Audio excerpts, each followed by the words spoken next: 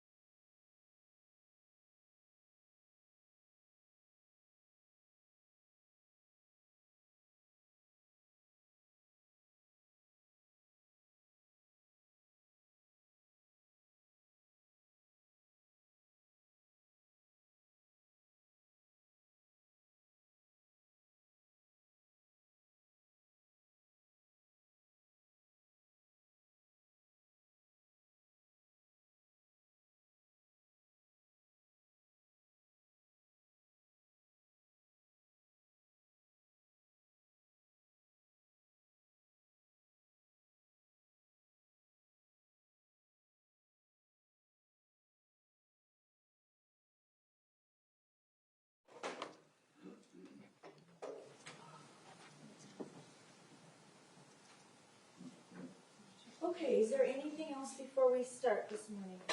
Judge, I'm sorry, hold on just one second.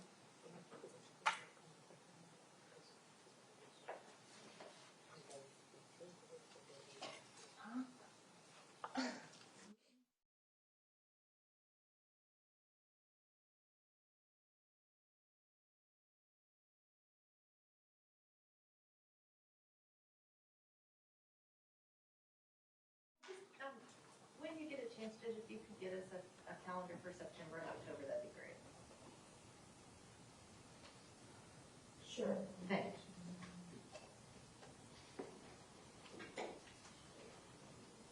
I guess I haven't done that because everything's sort of moving quickly and things are up in the air. If there's particular days that you all have asked to have off or you're not available and you've told me about it, just assume those days are going to be off.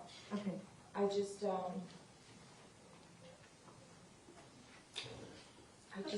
was, I don't know what I was waiting for, just to sort of see how things go this week and then ask the state about where we are. Okay. I wasn't sure if we were going faster than planned or as planned. Okay? Thank you. Thank you.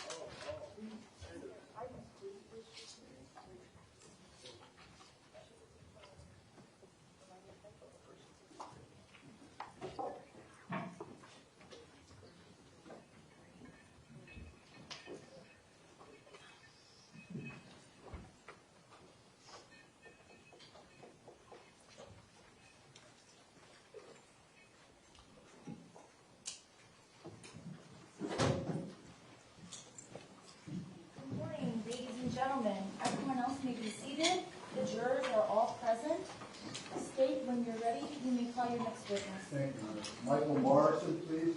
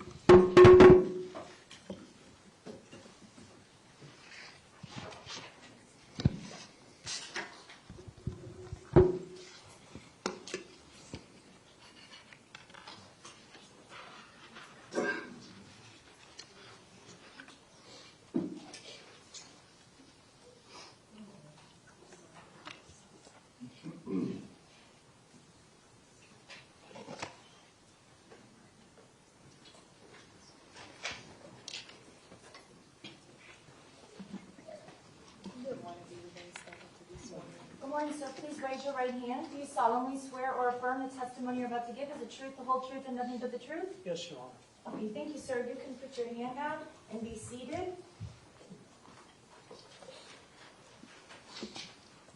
Please lean into the microphone so we can hear you and state your full name and spell your last name. Michael Morrison, Morrison. Good morning, Mr. Morrison. How are you? Good morning, sir. How are you employed, sir? I'm sorry? How are you employed? Are you working? Yes, sir. What do you do? I am a paving crew leader for the city of Tamarack. Okay. I'd like to call your attention to February the 11th, 2017. How were you employed on that date? I owned a business, Sunrise Tactical Supply. Okay. And how long had you owned Sunrise Tactical Supply? I believe we opened in 2013. Okay. And what type of things would you sell at Sunrise Tactical Supply? We were a licensed firearms dealer, ammunition, holsters. We did classes, concealed weapons classes. It related to the trade. Okay. And you started the business in 2013? Correct. Okay. When you sell a firearm, what is the procedure that's used? Procedure is the customer who wants to purchase needs to fill out a Form 4473. Once that's completed, a background check is then submitted. The information from that form is submitted to the state, and upon an approved control number coming back from the state, the firearm is either released the same day to a person with a concealed weapons permit, or there is a 5 business day wait without the concealed weapons permit, which does not include weekends and holidays. Okay. And where was Sunrise Tactical located? 7600 Wiles Road. Okay. And a 4473, that's a federal form? Yes, sir. Okay. And were you the custodian of records of that form? Yes, sir. At Sunrise Tactical? Okay, Mr. Morrison, I want to show you now State's Exhibit Mark 19V for identification, sir. And if you would look at that and see if you recognize it.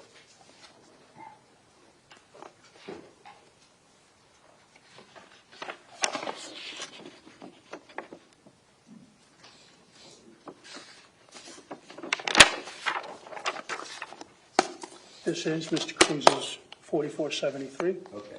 And were you present when it was filled out? Yes, I was, sir. Okay. Thank you, sir. Your Honor, at this time, I'd like to offer State's Exhibit 19V. And I showed it to Mr. Wheeler. Is there any objection? No, ma'am. States Exhibit 19B, like Victor, will be received as States 335.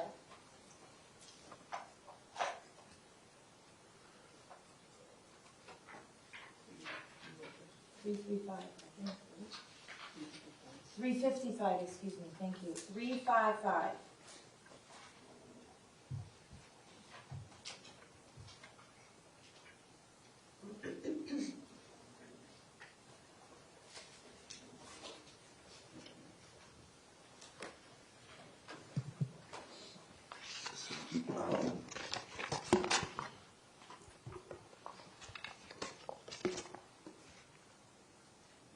Can you see this okay, Mr. Morrison? Yes, sir. On your screen? So, and you were present for this sale, right? Yes, sir. All right, so how was this form completed? Could you run through with us how it's done? Person comes in, picks out their selection. Once the selection is made, the customer is given a 4473 to fill out. Okay, It's to have their name, their current address. Then there's several questions that have to be answered. Once they've completed their portion of it, it is signed stating that the information they provided is true and accurate. okay. So in Stakes Exhibit 355, which is the 4437 form, the Nikolas Jacob Cruz, that's filled out by him, right? The purchaser, Nikolas Jacob Cruz, correct? Yes, sir. And he fills out the address and the Yes, sir. city and the county, right? Yes, sir. And place of birth, that's his writing, Yes, sir. correct? And he fills out the height, 5'7", weight, 128 pounds, right? Correct. Male, and his date of birth, right? Yes, sir. And someone who is going to purchase a weapon, in this case a rifle, have to be 18 or over, correct? Yes, sir. Okay. And then, Mr. Morrison, there's, let me see if I'm so bad at this. These questions here, the wheel. All right, that's not too bad. So, are you the actual transferee buyer of the firearm listed on the form? If you're not the actual transfer buyer, you are acquiring the firearm on behalf of another person. If you are not the actual transferee buyer, the licensee cannot transfer the firearm to you. Exception if you are picking up a repaired firearm for another person and you are not required to answer 11A and may proceed to question 11B. See instructions for question 11A. Who fills out? Yes. Yes. He does, right? Yes, sir. Okay. Are you under indictment or information in any courts for a felony or any other crimes for which the judge could imprison you for more than 1 year? See instructions for question 11B. The check mark, no, he does that. Correct. Right? Okay. Have you ever been convicted of a felony, convicted in any court of a felony or any other crime for which the judge could have you imprisoned you for more than 1 year, even if you received a shorter sentence, including probation? See instructions for question 11C. He writes no, correct? Correct. And that's his check mark, correct? Yes, sir. Are you a fugitive from justice? See instructions for question 11D. He writes no, correct? Correct. Okay. Are you an unlawful user of or addicted to marijuana or any depressant, stimulant, narcotic drug, or any other controlled substance? Warning. The use or possession of marijuana remains unlawful under federal law, regardless of whether it has been legalized or decriminalized for medicinal or recreational purposes in the state where you reside. And he checks no, correct? Yes, That's sir. his check mark? Okay. Have you ever been adjudicated as a mental defective, or have you ever been committed to a mental institution? See instruction for question 11F. He checks no, correct? Correct. That's his check mark? Okay. Have you ever been discharged from the armed forces under dishonorable conditions? His check mark, no, correct? Yes, sir. Okay. Are you subject to a court order restraining you from harassing, stalking, or threatening your child or an intimate partner or a child of such partner? See instructions for question 11H. He check marks no, correct? That's his check mark? Correct, Okay. sir. Have you ever been convicted in any court of a misdemeanor crime or domestic violence? See instructions for question 11I.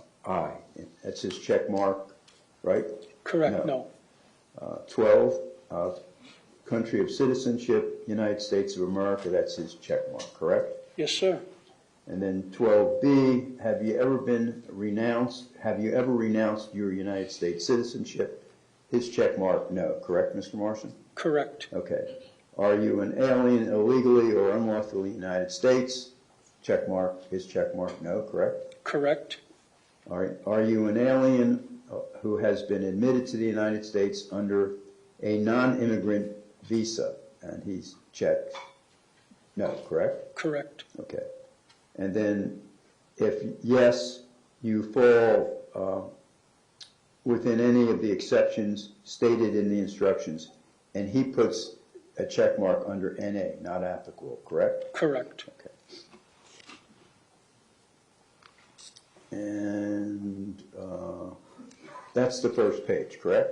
Yes, sir. Correct. Okay. And he fills that out himself. Yes. Okay. And then the second page.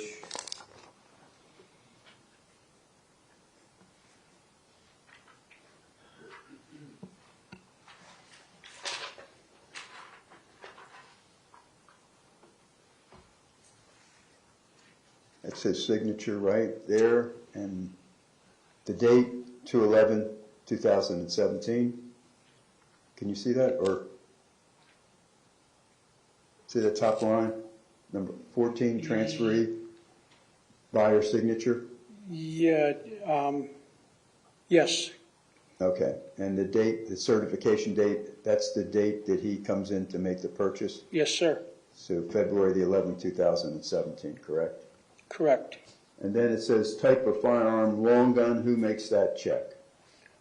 That is made by the employee of the store, the clerk. Okay, and when you were working that day, did you have an employee working with you? Yes, sir. And what's that person's name? David Martinez. Okay, and line 13, identification, is that Mr. Martinez's handwriting? Yes, sir. And then number or identification, what's that? That is the license, that's the number on the driver's license or ID from the state. Okay. And the expiration date, 9/24/205, right? Correct. So you check identification, correct? Yes, sir. Okay.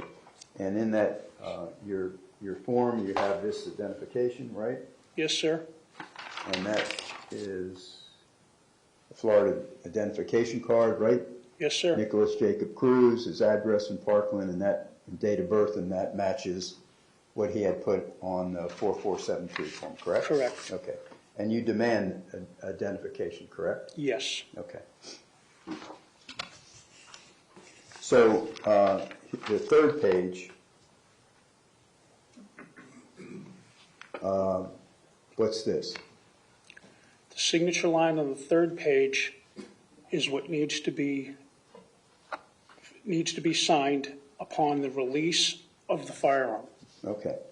And the description at 24, the manufacturer, importer, S&W, what's that stand for? Smith & Wesson And M&P Sport 2, is the model of the rifle. TF 16214, Serial number. okay. And type rifle. Yes, sir. And then the caliber 5.56-223, what's that mean? Yes, sir. That's the caliber that the rifle is rated to shoot. Okay. And of course it has Sunrise Tactical and your address on there, correct? Yes, sir. And then you recognize Mr. Martinez's signature? Yes, sir. Okay. And so this, the transfer was 2/18 of 2017, right? Yes, sir. And that you explained to us before, the 5-day, has to be 5-day waiting period if you don't have a concealed weapons permit, Correct, excluding weekends and holidays. Okay. And part of this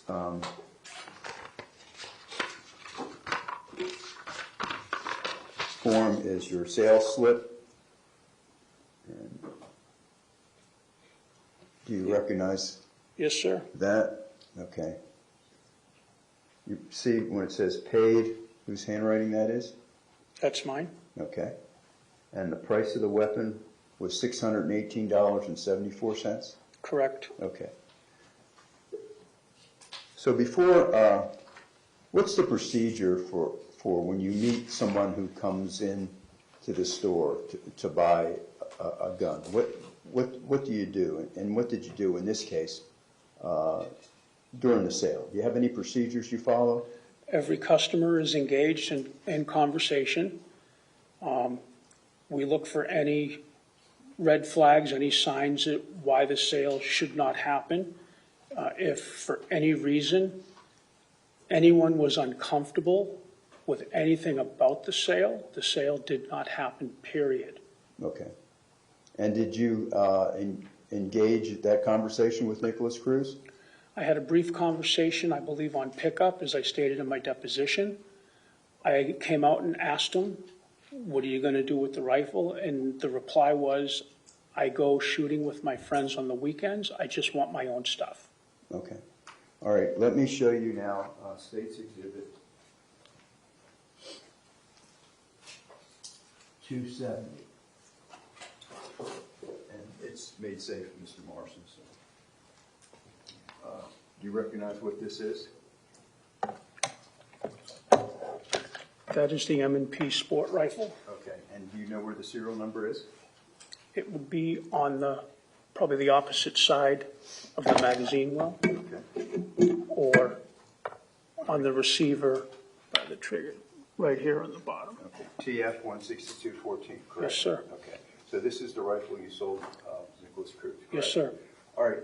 When you sold this gun, were there any additions made? In other words, No, sir, there was nothing on the rifle when it left the store. Okay. So this weapon here has a bipod, Yes, sir. right? Right? Correct. Is that on the weapon? No, sir. Okay. And it has, well, why don't you tell us what else it has that wasn't sold with? It did not have the bipod. It did not have the vert grip. The sight may have been in the box because there was no rear sight on it. It's a standard flat top receiver, and there was no sling. Okay. All right. Mr. Morrison, thank you very much. Your Honor, I have no further questions of Mr. Morrison. Mr. Dunn, do you have any questions? Yes, ma'am.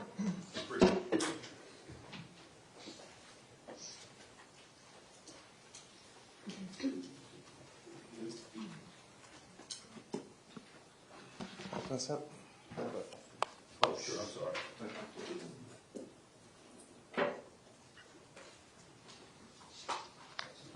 Mr. Morrison, good morning. Morning. You mentioned on direct that an 18-year-old can walk into the store and purchase a firearm. Is that accurate? At that particular time, yes. Is it accurate now? No, sir. What is it now? It's 21. Irrelevant. Overruled. You can answer the question, sir. 21. You have to be 21 years old to purchase a firearm, Yes, sir. regardless if it's a small handgun or a high-velocity rifle. Correct.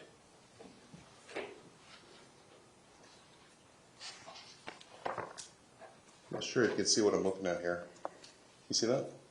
No, sir.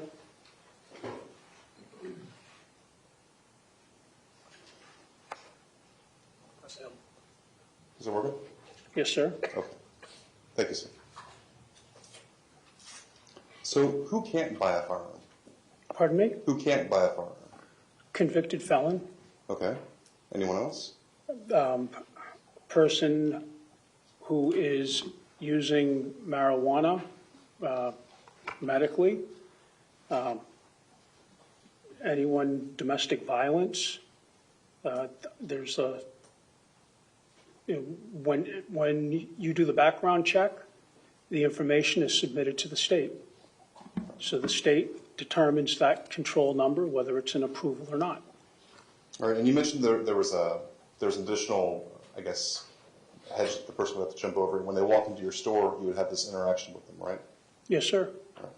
The salesperson, according to the form here, was your employee David Martinez. Is that correct? Correct. Would he be the person interacting with Mr. Cruz?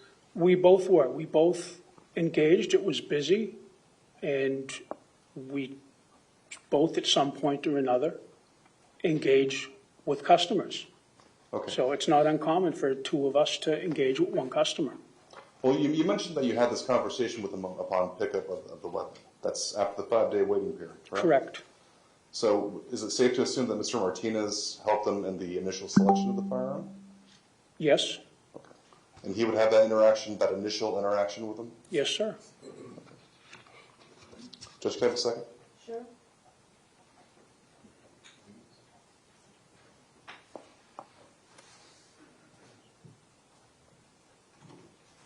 Nothing further. Thanks, Judge. Okay, is there anything else, Kate? No, Your Honor, thank you. Okay, thank you, sir. You're excused. Thank you, Your Honor.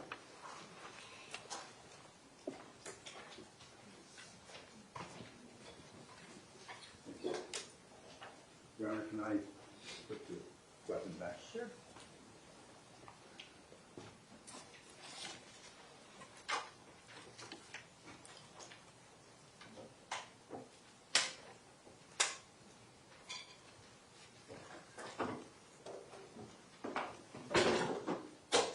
Can I call my next witness? You may.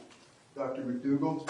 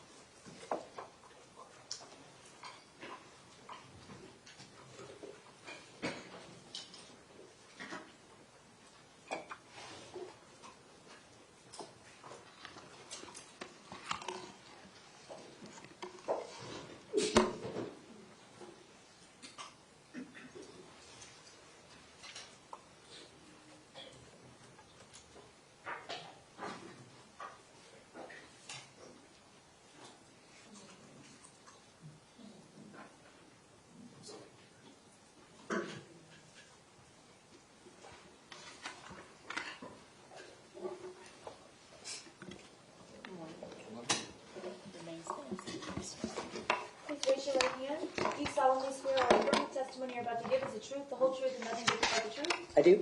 Thank you. You can put your hand down and be seated. And when you're seated, please state your full name and spell your last name for the record. My name is Rebecca MacDougall, MacDougall. And doctor, what is your occupation? I am the Chief Medical Examiner at the Broward County Medical Examiner's Office And how long have you been the chief medical examiner at the Broward County Medical Examiner's Office? since June of 2021. Okay, and before that, could you describe your work history? I can. Education as well. Please. Okay, I did my undergraduate at the University of Texas. I went to medical school at the University of Texas Health Science Center in Houston, Texas. I did a 4-year anatomic and clinical pathology residency at Texas Tech University in Lubbock, Texas. And I did a 1-year forensic pathology fellowship at the Broward County Medical Examiner's Office. Okay, and how about your work experience? After I completed my fellowship in June of 2011, I stayed on at Broward as an associate medical examiner. Okay. You have any medical licenses? I do. Where? In Texas, New Jersey, Mississippi, and Florida. Okay. And are you on any boards? American Board of Pathology? So I do have my boards in anatomic and forensic pathology. Okay. All right. How many autopsies in your career, doctor, would you say that you have performed? About 3,500. Okay. And of those 3,500, could you give us an approximation how many times you were able to determine the cause of death? 3,500. Okay. And of those 3,500, just again, an approximation if you can, how many of those autopsies were the cause of death was gunshot wounds? Probably 1,000. Okay. I'd like to call your, have you ever testified as an expert in forensic pathology? I have. How many times? Over 100. And in what courts? Palm Beach County and Broward County. Okay. I'd like to call your attention to Thursday, February the 15th, 2018. Were you working on that day? I was. Okay. And were you called upon to perform certain autopsies? I was. Okay. And did you perform an autopsy on a young man named Alex Schachter? I did. Okay. I'd like to show you now, ma'am, state exhibits 17T, 17S, 17R, 17Q, 17P, 17O, 17N, 17M, 17L, and this is already an extra. So with those exhibits, Dr. McDougall, do you recognize what those photographs are? I do. And were they taken during the course of your autopsy of Alex Schachter on Thursday, February the 15th, 2018? They were. Okay. And would they assist you in explaining to the court and to the jury the nature of Alex Schachter's wounds? They would. And would they assist you in describing the manner and cause of death? Yes, sir. Okay.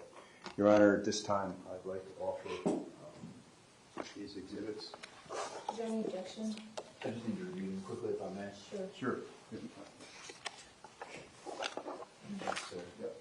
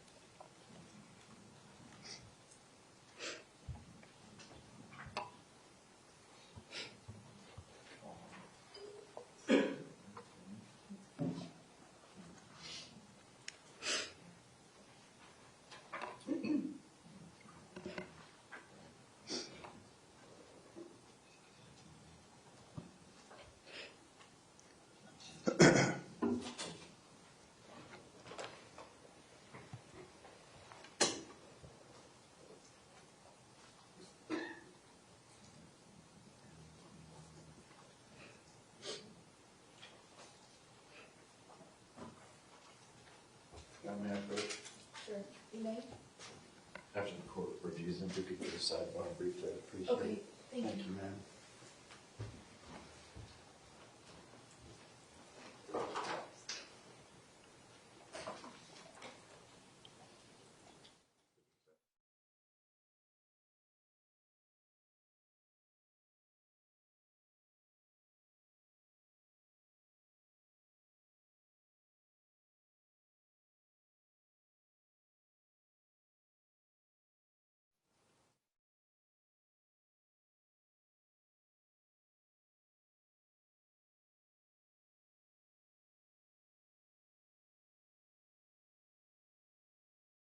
Yes, ma'am. If we could just go sidebar briefly. Okay.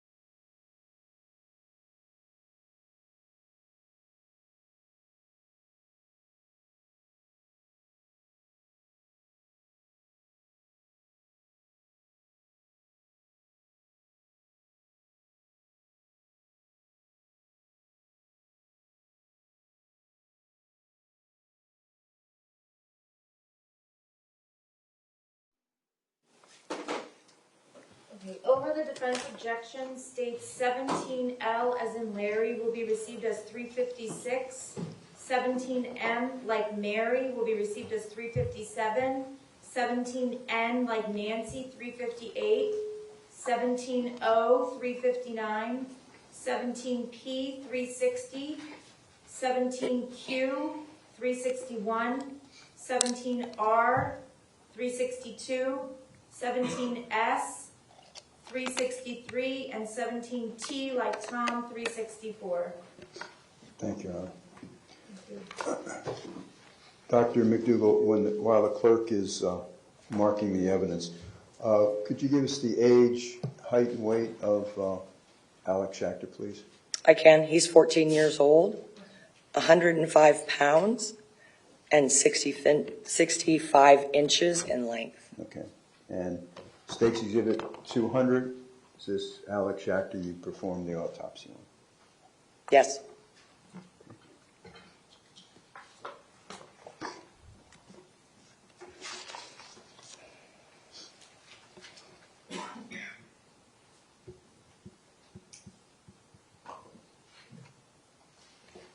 Oh.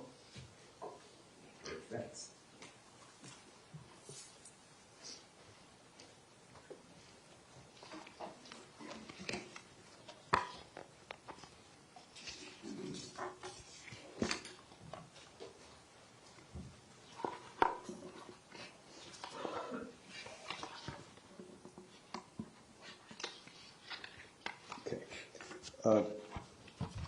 Doctor, I want to show you now State's Exhibit marked 356.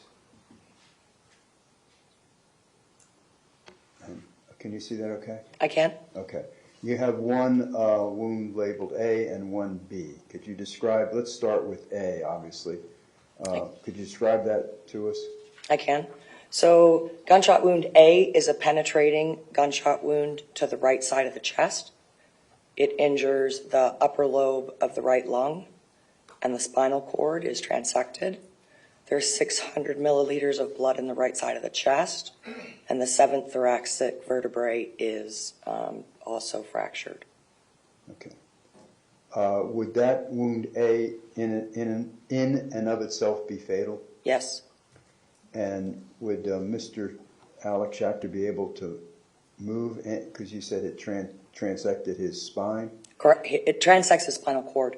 Okay. At the level of the 7th thoracic vertebrae. And what does that mean? So he can't move from that level down. Okay. And gunshot wound B? So gunshot wound B is also a penetrating gunshot wound. It enters the left side of the chest. It injures skin, soft tissue, and muscle. Okay. And there's a contusion on the upper lobe of the left lung. Okay. Would wound B be fatal in and of itself? Can be. Okay. Based on the wound A and B, Dr. McDougall, would those two wounds be consistent with someone standing, or Alex Schachter standing? Yes, And why do you say that? because they go from front to back and downward. Okay. And I show you now State's Exhibit mark 357.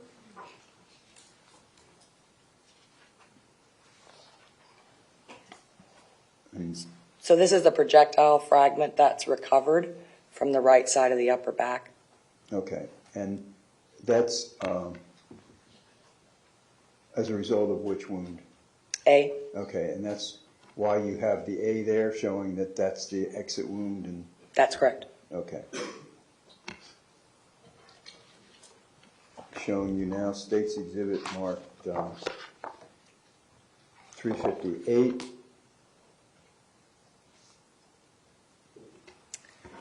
So this is a cluster of ballistic injuries on the upper left shoulder that I labeled C. Okay. And obviously not fatal, correct? Correct. Okay. And State's Exhibit 359.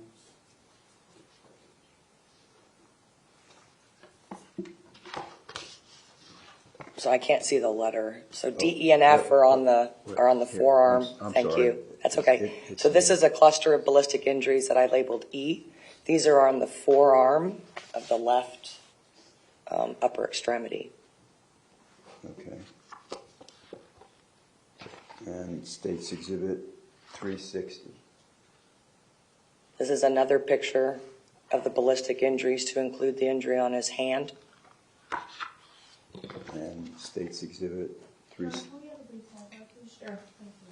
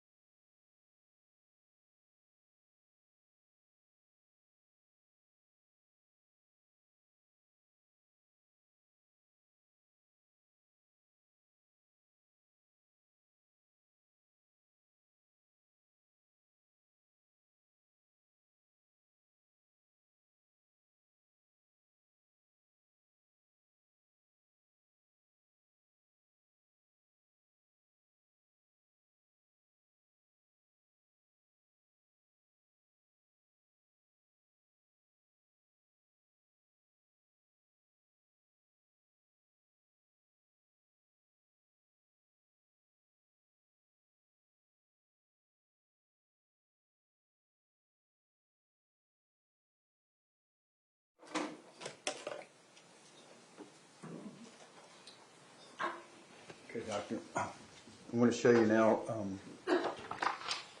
State's Exhibit marked 362.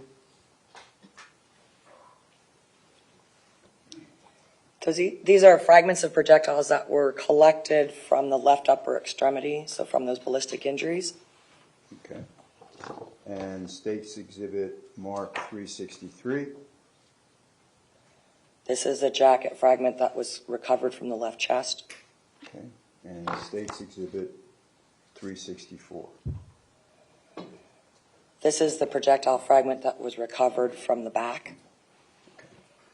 And the cause of death of Alex Shackler. It's multiple gunshot wounds.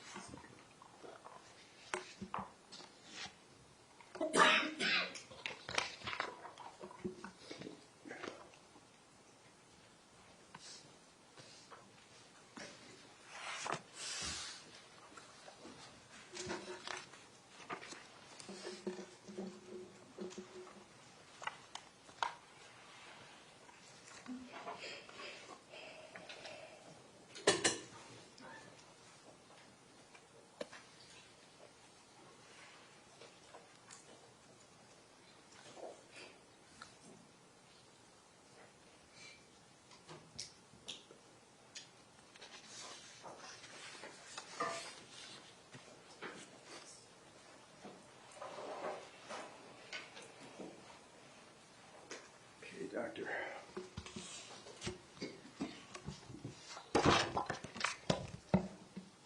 I'm going to show you now State's Exhibits 18G, 18F, 18E, 18O, or I guess it's D, 18C, 18B, 18A, and 17Z. Can I ask you, Doctor, can you identify these exhibits?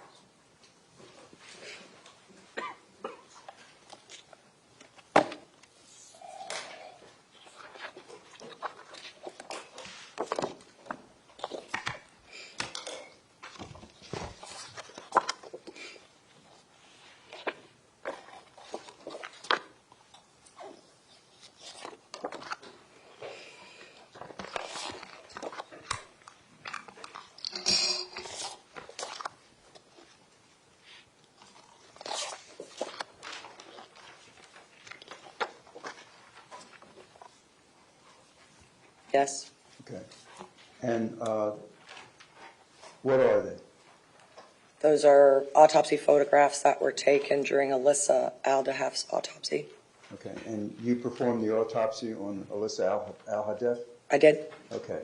And would those exhibits that I read into the record assist you in explaining to the court and to the jury the nature of wounds that you discovered during the autopsy of Alyssa Al-Hadef? They will. And would they also help you in explaining the cause of death of Alyssa Al-Hadef? They will. Your Honor, I'd like to offer these exhibits now. I'll show them to Mr. Cruz. Okay.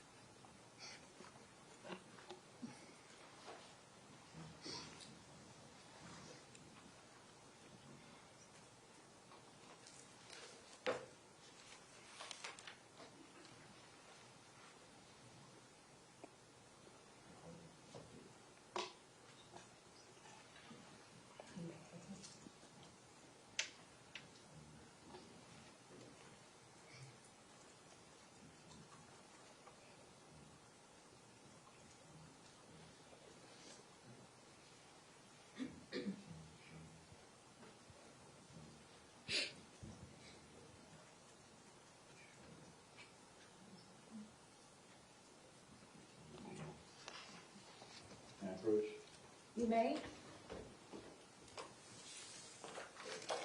Thank you.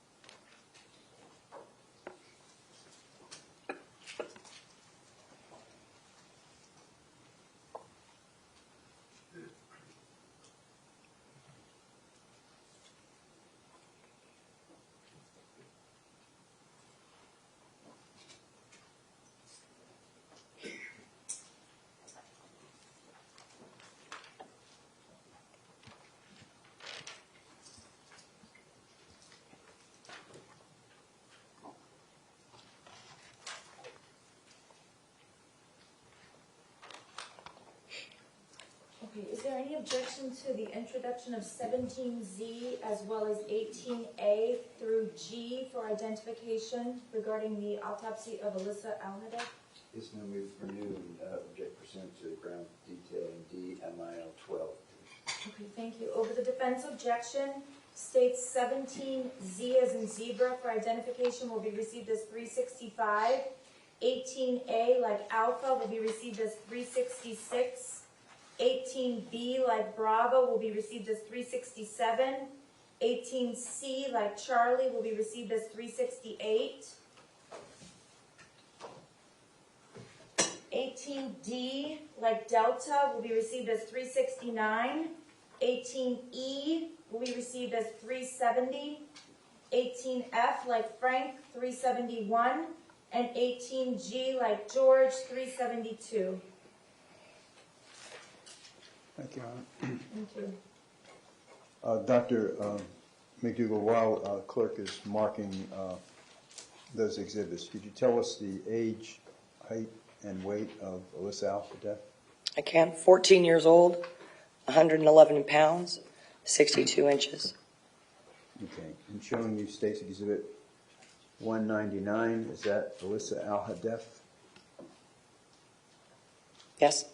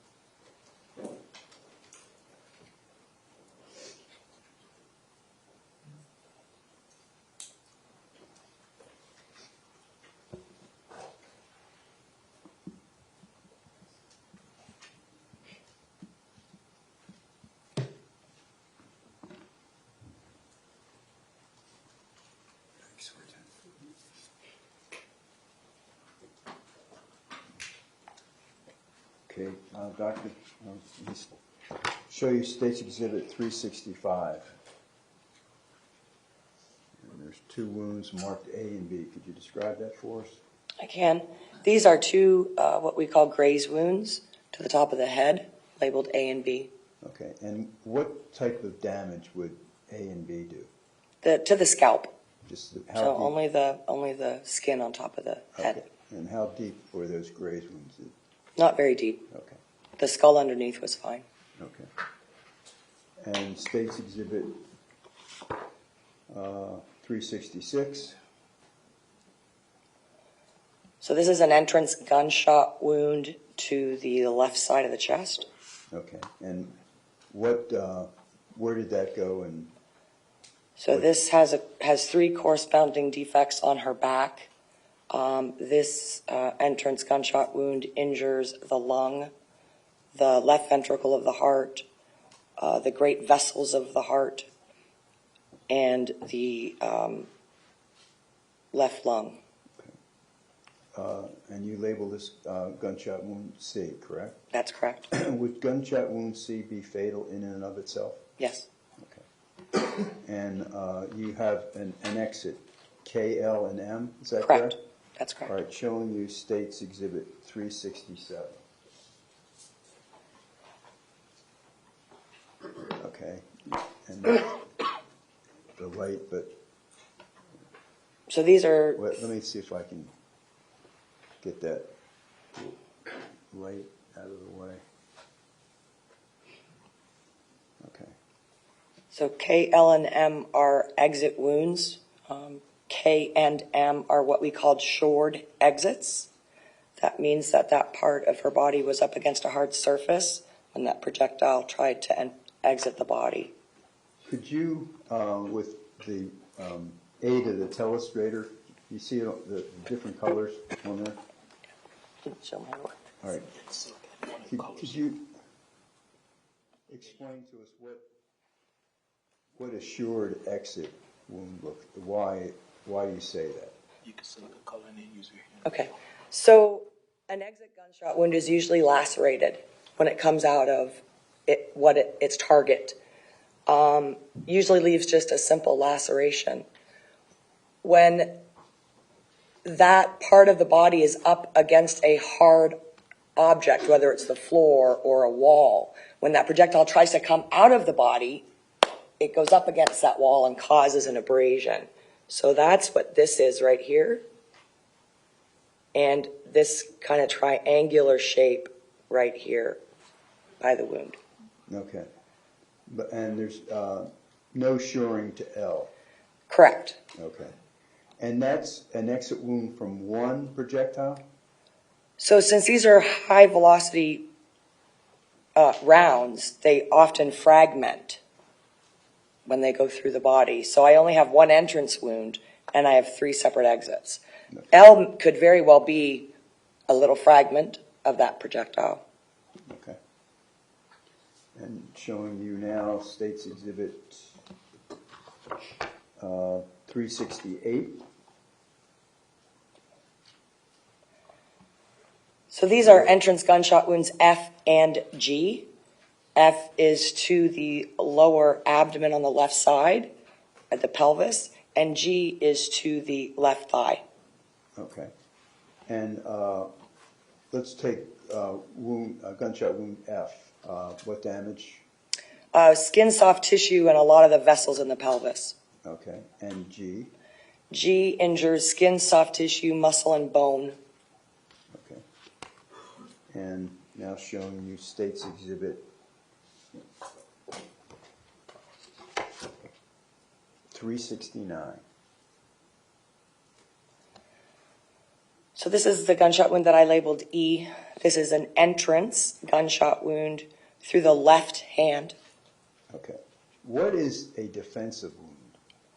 So defensive wounds are wounds that are typically on the extremities of a person, hands or legs. Usually they'll use their extremities to shield their core, whether their head or their abdomen or their chest, to try to stop some sort of injury. Okay. And States Exhibit 370. So this is the gunshot wound that I labeled D. This is the exit wound that corresponds with E. Okay. And on States Exhibit 370, is that the entrance wound just below it? That's correct. Okay.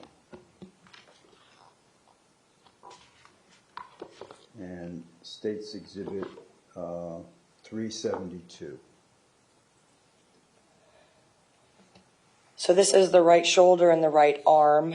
These are gunshot wounds that were labeled H, I, and J.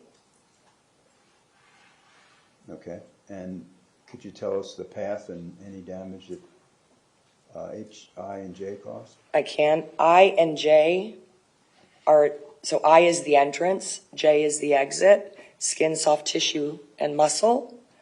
H is an exit wound to a corresponding wound on the right upper chest. Okay. And did you label the wound on the right upper chest? I did not. Okay. But where would it be on the body? It's like right here. Okay. And H would be the exit? That's correct. Okay. And the cause of death of Alyssa Al-Haddad? Is multiple gunshot wounds. Okay.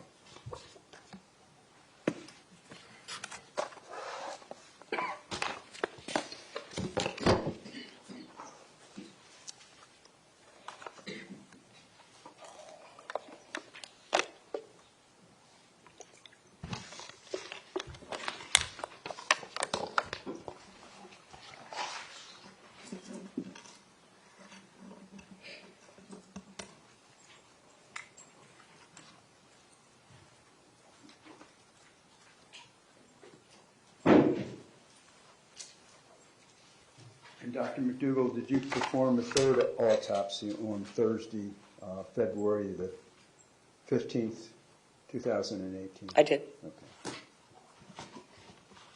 And I want to show you now State's Exhibits 18S, 18R, 18I, 18Q, 18P, 18O, 18N, 18M, 18L, 18K, and 18J. And ask you, Dr. McDougall, if you can recognize these exhibits.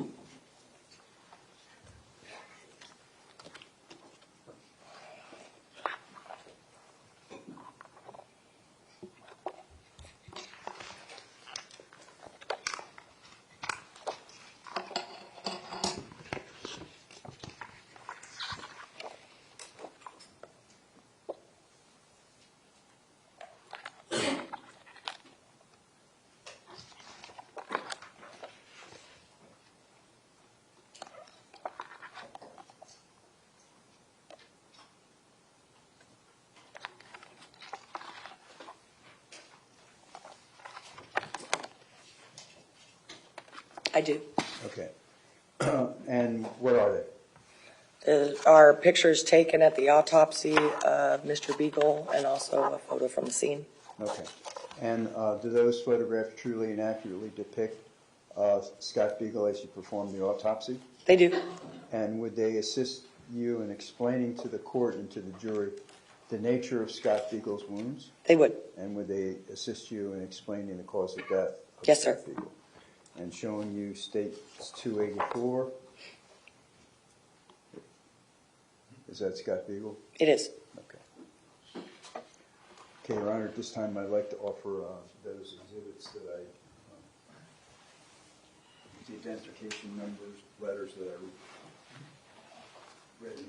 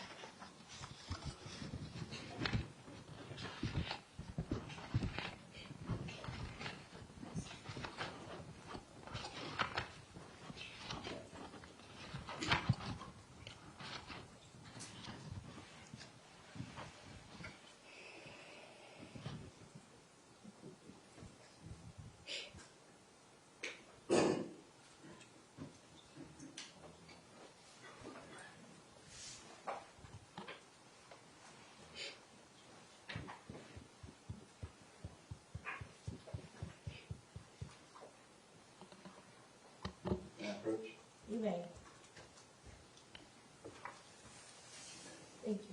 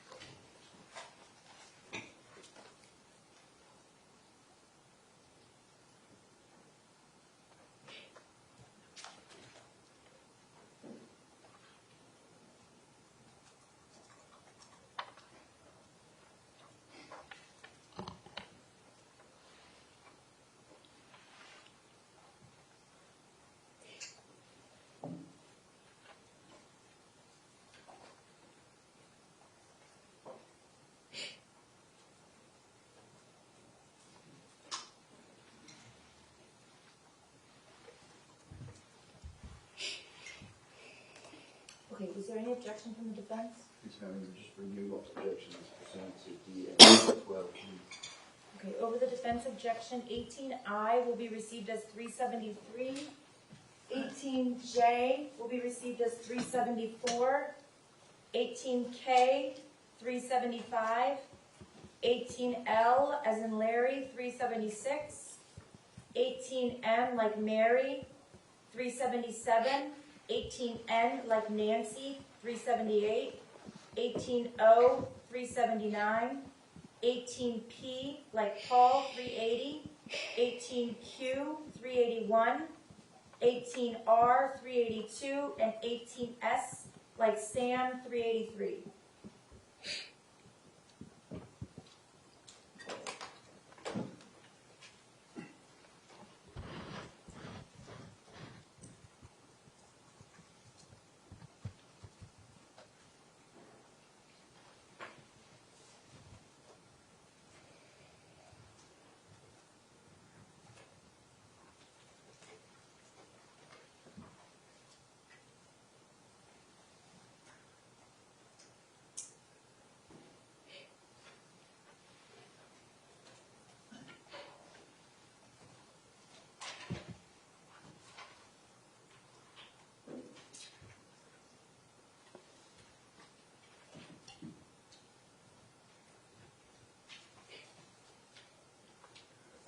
Dr. McDougall, while the clerk is marking those exhibits, could you give us the age, height, and weight of Scott Beagle, please? Again, he's 35 years old, 160 pounds, and 68 inches in length. 5'8"? Correct.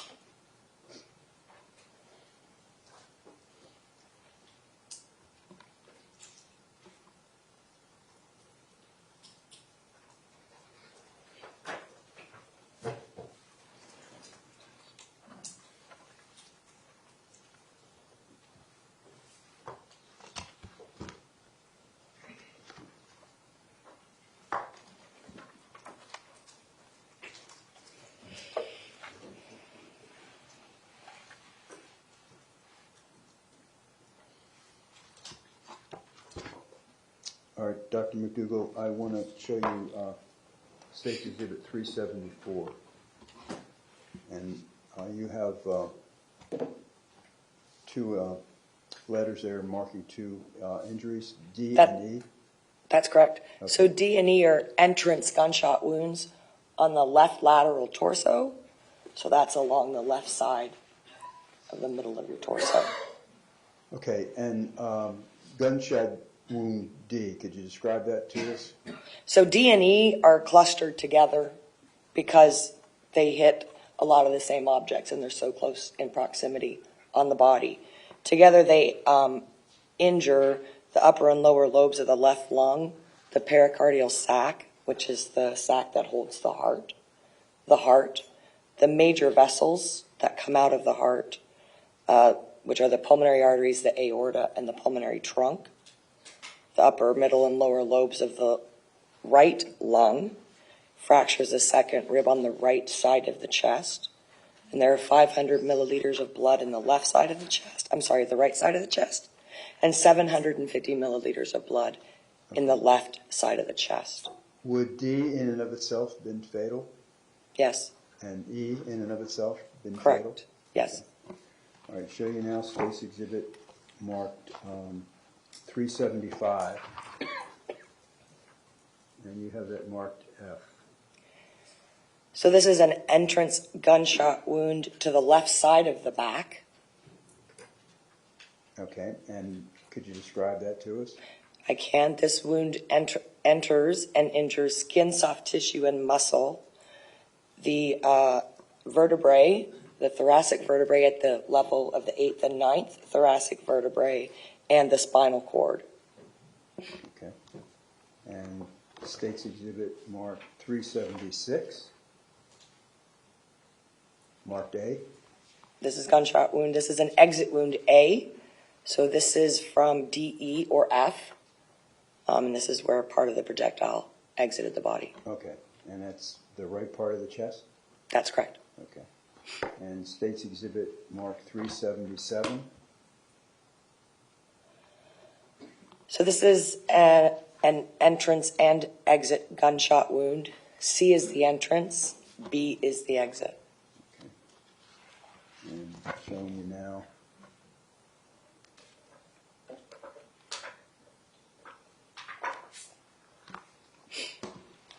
State's Exhibit marked 378.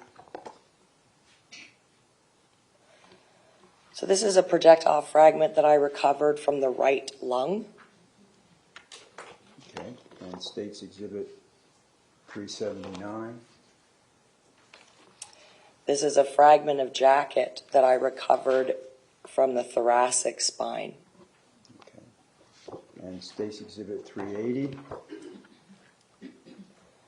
This is a jacket fragment that I recovered from the right pleural cavity. So that's the cavity that holds your right lung. Okay. And State's Exhibit 381. So these are projectile and jacket fragments that were recovered from the soft tissue of the right side of the chest. Okay. And State's Exhibit 382.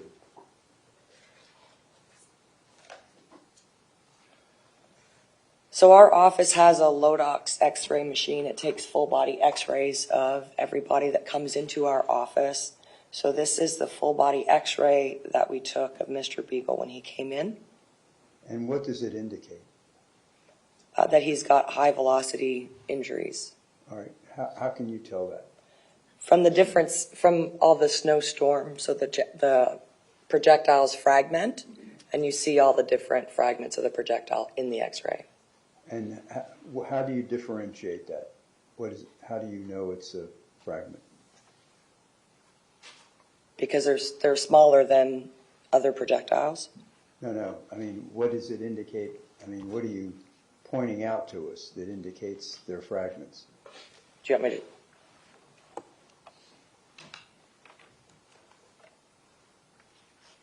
Where's my color here?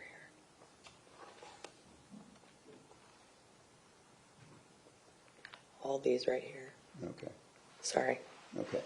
And the cause of death of Scott Beagle, doctor? Is multiple gunshot wounds. Okay. Your Honor, I have no further questions of Dr. McDougall. Okay, defense, any questions? No, ma'am. Thank you, you're excused.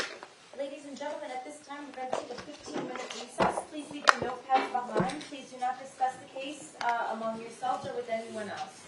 Your Honor, can we go sidebar for a second before the jury leaves?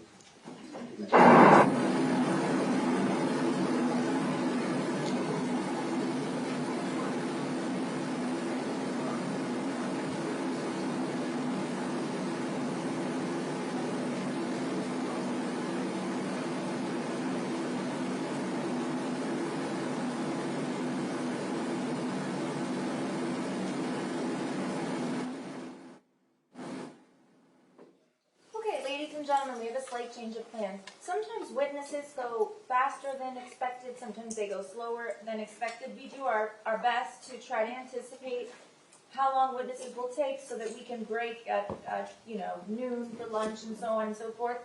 Today, it just so happens that the witness testimony went faster than expected, so we do not have, the state's witness presentation is not scheduled to continue until 1 o'clock. So we are going to break. It's about 10:45 now. We're going to ask you to please be back at 12:45. So you have a 2-hour break, right? 12:45. Please be back in the usual place. Please do not discuss the case or begin deliberating while you're on the recess. Please remember that if anyone approaches you or tries to make conversation with you about the case, tell the person to stop and report the matter immediately.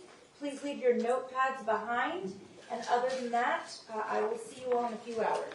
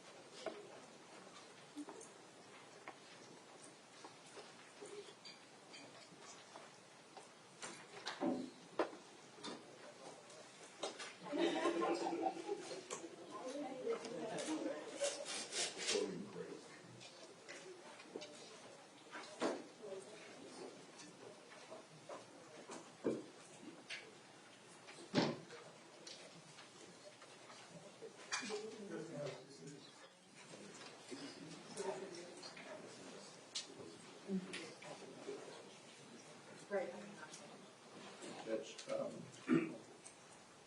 Exhibit 18I was introduced as 373, but it was never published to the jury. Okay. The state would like to withdraw 373. Is there any objection? So there's no objection to the withdrawal, but our position would include the other photographs from last week, that there be an instruction to the jury that some items have been moved into evidence and the state is withdrawing them from evidence. Just like we would do if we're striking testimony of a witness or striking other things. So when the jury comes back, if you could just advise them that the state is in fact doing that and that they should infer anything from it. That's the request from the defense. We'd object to that. I don't see, if the jury didn't see it, why would we have to announce that we're withdrawing? If something is moved into evidence, it means it goes back to the jury room, whether or not it's published in open court, and now they're taking a piece of evidence that has been admitted and they're withdrawing it, which means that there's a piece of evidence that will no longer be subject to the review of the jury. So that's the request of the defense. Well, I'm sorry, Mr. No, I'm sorry, go ahead. And that would just include those other items from last There's week? only one. Okay, I don't remember. So there's 2 photos total. Let me think about this, because the issue that I have is without highlighting, they haven't seen it, so without describing it, I don't know how I would reference it, other than saying... This is a photograph that the defense objected to. If they're withdrawing their objection, then fine, we'll just leave it in. We're not withdrawing our objection to this photograph and whatever the photograph was from last week. We brought that objection to the attention of the state, and they were in disagreement with us. They moved it into evidence, and now it appears that they agree that that picture is prejudicial, and that's why they're withdrawing it. So there is a photograph, several photographs that have been admitted into evidence over the objection of the defense. If the state is going to withdraw or strike that evidence, I think that there should be an instruction to the jury that 2 photographs, one admitted in through the testimony of the medical examiner, and I can't remember the other one, but I can figure it out at lunch. The state of Florida has withdrawn that evidence, and that they shouldn't, it's no longer for their consideration, and that they should make no inferences from that, similar to when we strike testimony, Judge. Well, they've never heard it like testimony they would have heard. They haven't seen this photograph. And I do not, and no one in this team feels that it is prejudicial. The reason we did it, we thought it was duplicitous, and that's why we didn't do it. And we have been doing that continually. Because, for instance, on one of the autopsy photographs, there were 84 photographs during the autopsy. And we only introduced 15. So we're just trying to be very careful and not being duplicitous or putting anything in that would, would be considered, more gruesome than it should be. So that's all we're doing. If the defense is going to withdraw their objection to those photos, we're fine with it. By no means am I or anyone else saying they're prejudicial. Since the jury didn't see it and we thought they were duplicitous, we thought we would just do it, but that's why we're doing it, not because we think it's prejudicial. We're not withdrawing our objection, but I just rest on my other arguments, Your Honor. I have nothing further. We'll put those two exhibits aside and I'm gonna think about it over lunch. And if you all can please be back at 12:45, I would appreciate it. Thank you. What time is it? 12:45? Let's go before.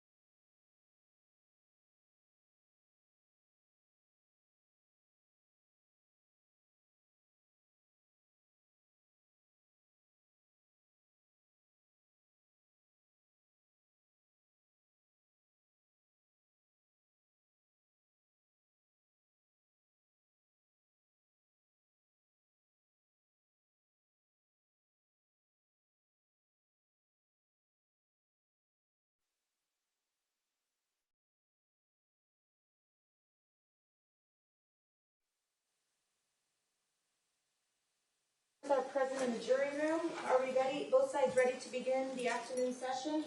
State's ready, Your Honor. Okay, defense? Mr. Cooper just went to the restroom. Okay, by the time we line them up, I'm sure he'll be back. If not, we'll just hold them for a second. Okay, thank you. Sure.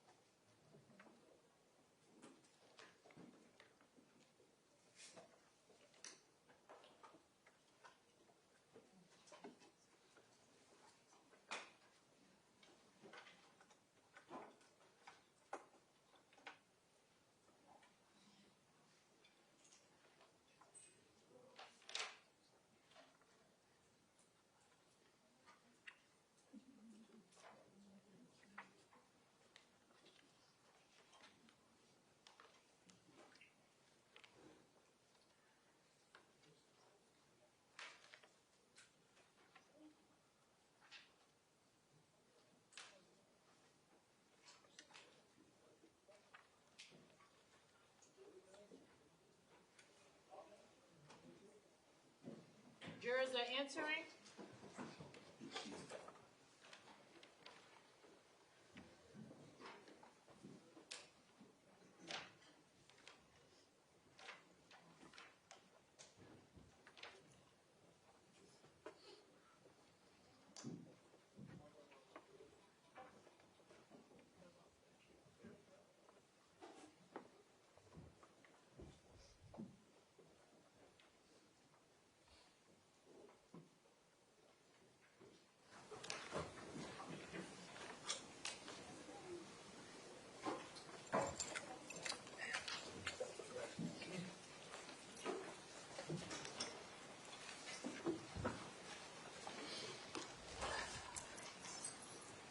Okay, the jurors are present. Everyone may be seated. State when you're ready, you may call your next witness. Thank you, Your Honor. Rebecca Santiago.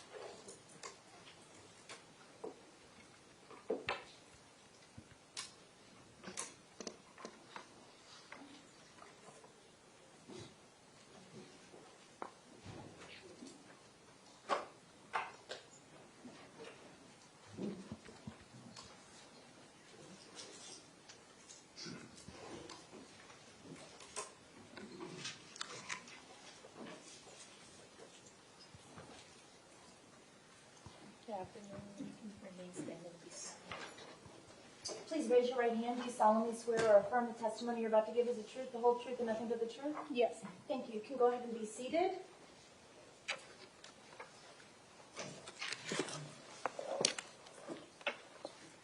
If you would please speak into the microphone, state your full name and spell your last name for the record. Rebecca Santiago, Santiago. Good afternoon, Ms. Santiago. How are you? Good afternoon. Good. So how are you employed? I work at the Broward Sheriff's Office Crime Lab in the DNA unit Okay. And how long have you been with the sheriff's office? since July 2015. And always with the DNA lab? Yes. Okay. What are your duties and what are your responsibilities at the lab? I analyze items of evidence for the possible presence of biological material, perform DNA analysis, generate statistics, and write reports. And how about prior to being employed by the Broward Sheriff's Office, how were you employed? From December 2013 to January 2015, I was employed at Chromosomal Labs Bodie Technology in Phoenix, Arizona, performing forensic and relationship DNA testing. And from February 2015 to July 2015, I was a technologist with LabCorp. Okay. And so approximately how many samples of DNA have you examined and analyzed? At least several thousand. Okay.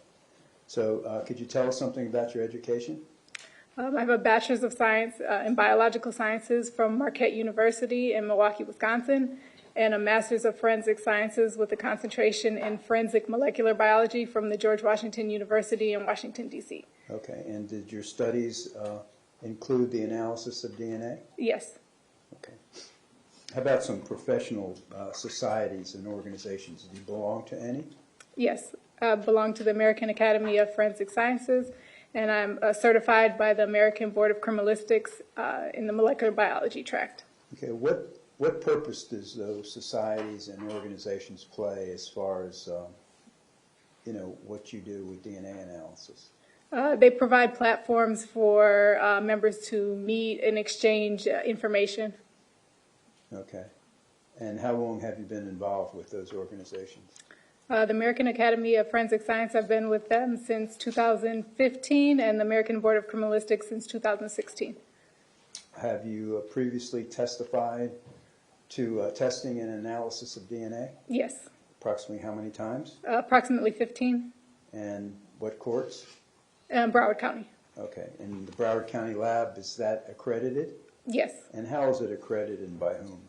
It's accredited by ANAB. That's the ANSI National Accreditation Board, and ANSI is the American National Standards Institute. Okay. So you've testified as an expert in DNA analysis, correct? Yes. Okay. So tell us what DNA is. DNA is the genetic material. It's passed to us from our parents, and it gives our bodies instructions on how to function. Okay. And how is it passed on by our parents? I mean, one parent give you something, another parent give you something else? You get approximately half of your DNA from your mother and half from your father. Okay. And when you're doing DNA analysis, how do you do that? What do you do? What's your process? Well, from the beginning, we need to extract the DNA. We need to isolate it from the cellular materials and all the proteins in the cell. Then I need to quantify it to know how much DNA is in each sample. So because the next step, the amplification reaction, it works best with a specific target amount of DNA. So next, I amplify the DNA with a process called PCR, or the polymerase chain reaction. It amplifies target regions of the DNA. And during PCR, a fluorescent tag is added to that copy. Then those copies are put through an instrument during capillary electrophoresis. That instrument detects those molecules based on size, and it reads the tag, and then it generates a profile. And I get profiles from the evidentiary samples, and then I can compare them to reference samples from known individuals. Okay. So why do you, the extraction process, what does that mean? So you get a swab, say, from a handle of a screwdriver, okay? Okay. And somebody swabs it, right? And they're swabbing it for what, DNA, right? Potentially, yes. Okay, so somebody touches, let's use the screwdriver as an example. Somebody touches a screwdriver, they may or may not leave DNA, correct? Possibly, yes. Okay, so somebody swabs it, right? So, it's, crime scene investigator swabs the screwdriver handle, say, right? Okay. Gives the swab to you, right? Yes. So the first thing you do, you determine what? If there's any DNA. First, I would take a cutting of the swab, and then I would go through the extraction procedure that I just mentioned. Okay, so that's it. What's the extraction procedure mean? That it breaks open the cells, it isolates the DNA, and it separates it and cleans it up, so then I end up with a little tube of clean DNA. Okay, and it's a small amount usually, right? Yes. And that's why what you do, you amplify it, right? Correct. And so that's, the next step would be amplification, and you amplicate it because? First, I would quantify it to determine how much is there, and then I would amplify it because there is such a small amount. And then, as I mentioned, we would add a tag to it so that we can detect it and visualize it. Okay, and then what happens after that? Then I develop the profiles, and then I compare the profiles from reference samples to the evidentiary samples. Okay, so how do you describe for us, how do you get a profile? What are you looking at when you get a profile? It's kind of like a chart. There's different colored peaks on the chart. Those tags that get added during PCR, they each have a specific color to them. And based on the amount of DNA in the sample would correspond to the peak heights in the chart. Okay, and how many, you're looking for how many peak heights? If your mother gives you one, your father, right? Correct. So from a single source profile, at each location you would have 1 or 2 peaks. 1 if you got the same allele from each parent, or 2 if you got different alleles from each parent. And how is the peak height determined? How much DNA you have? Correct. Okay, so you can have a high peak or a low peak? Yes, it would be proportional to the amount of DNA in the sample. Okay, and there's locations, correct? Yes. Describe how that works. There are locations on the DNA. Well, how many locations are you looking at? For instance, if you have one location, you have 2 peak heights, right? So say your father gives you a 17, your mother gives you a 19, right? So you have a 17 and 19 at that location if it's a single source, correct? Yes. Okay, then you go to the next location, right? Okay. And how many locations are there that you're looking at? Approximately 24.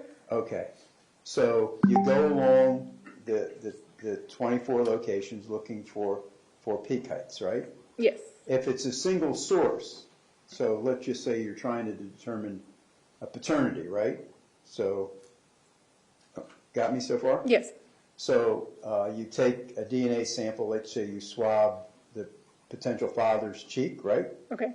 And then you have 24 locations you're looking at, right? Yes.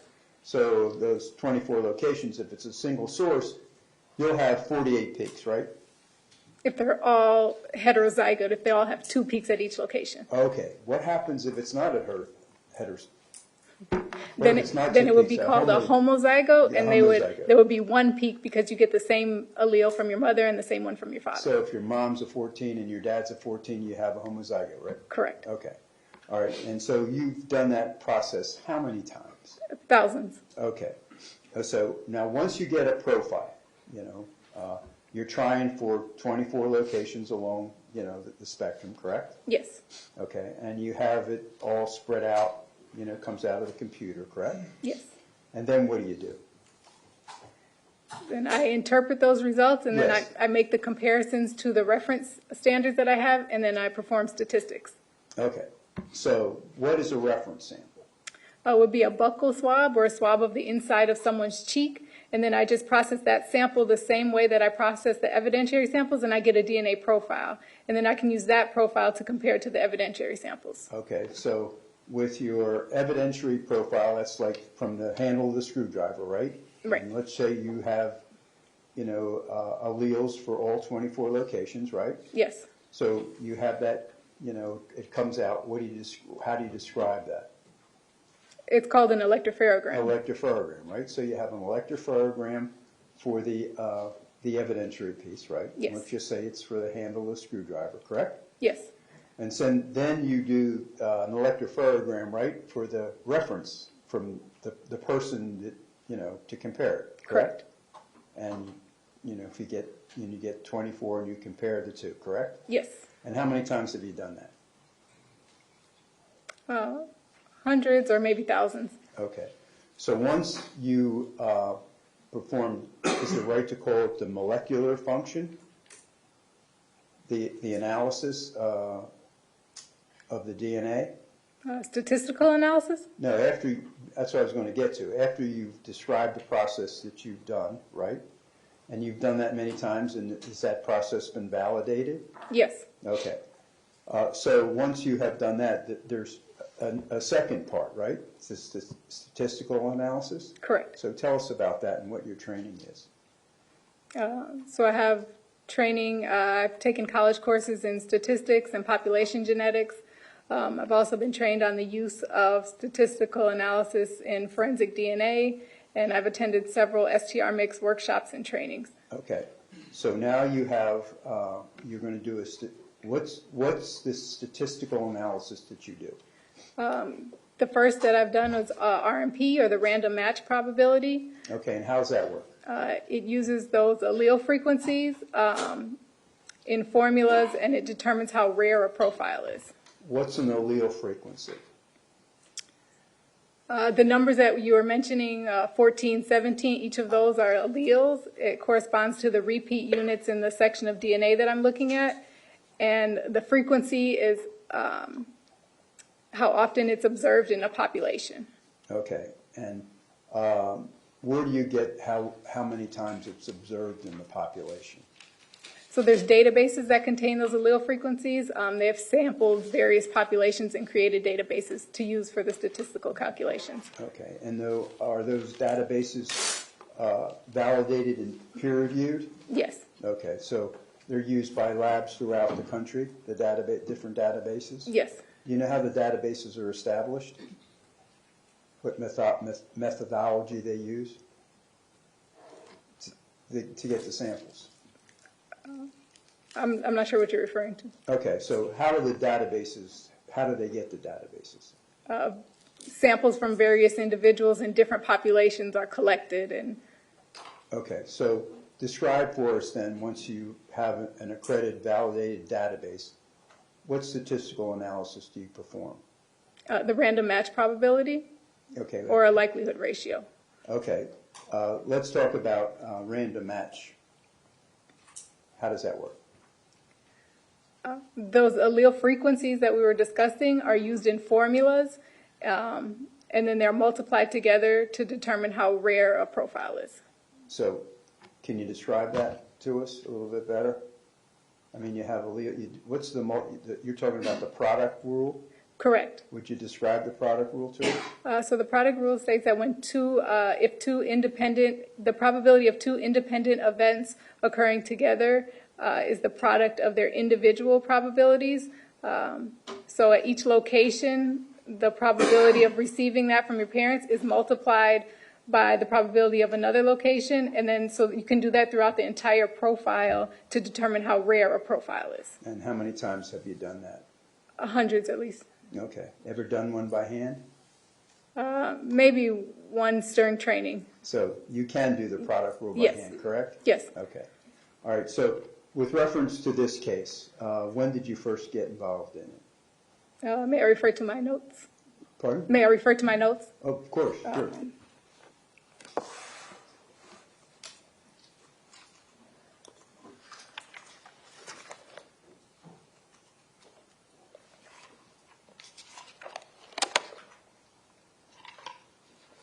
I began the lab work on March 7th, 2018.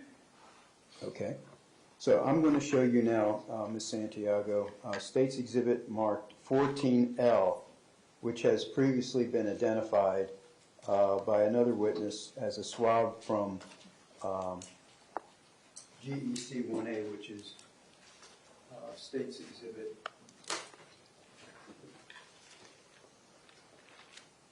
270. Image P15. So you recognize that exhibit? Yes. Okay. How do you recognize it? It has the BSO lab number, the item number, and my initials and date. Okay. So what did you do with that exhibit?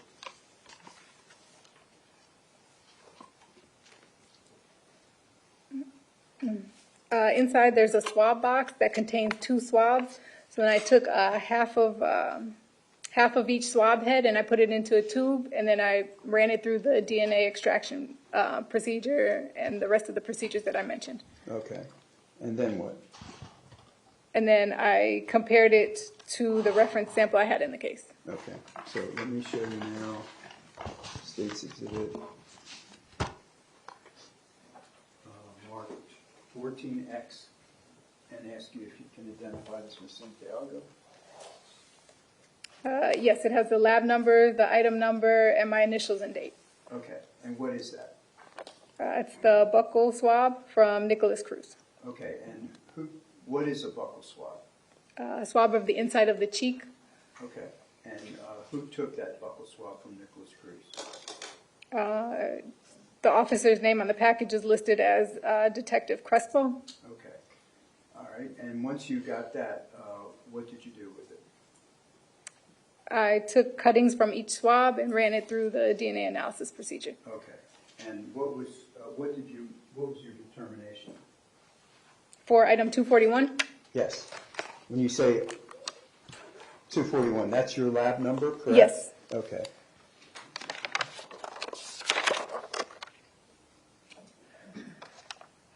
The DNA results are consistent with Nikolas Cruz. The chances of randomly selecting an unrelated individual consistent with the evidentiary sample are rarer than 1 in 400 billion. So what does that mean? That the chances of randomly selecting a person that would be consistent with that profile are rarer than 1 in 400 billion. Okay. And did you have an opportunity to get an exact number? Yes. What was that?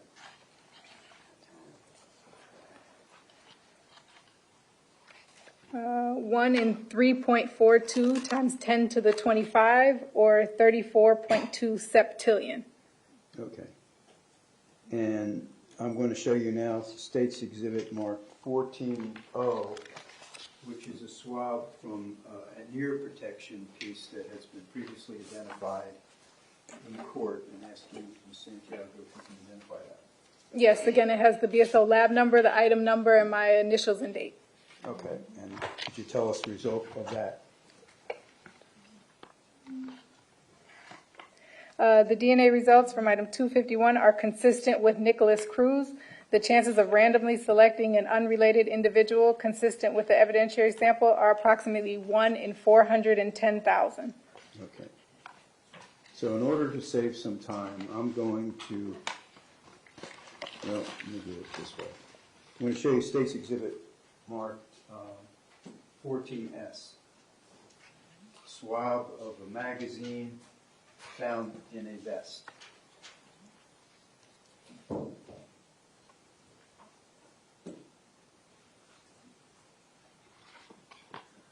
Yes, again, it has the lab number, item number, my initials and date. Okay, and the results? The DNA results from item 259 are consistent with Nikolas Cruz.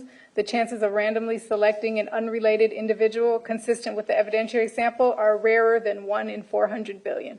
Okay.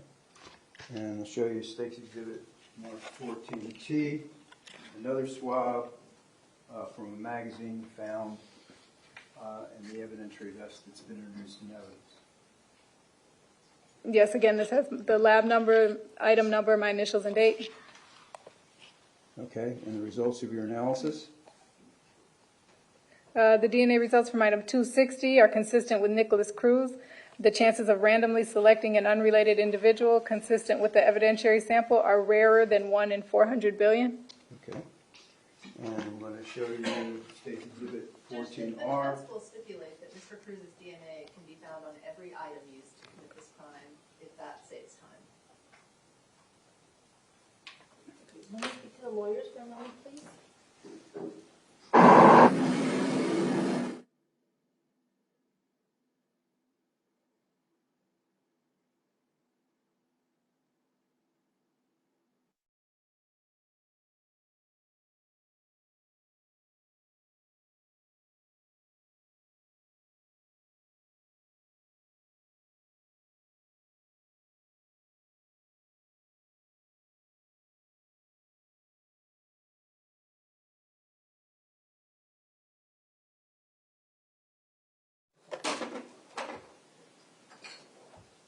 All right, Your Honor, the other items that Ms. Santiago would testify that it's defendant's DNA is another magazine from the evidence vest that's been introduced.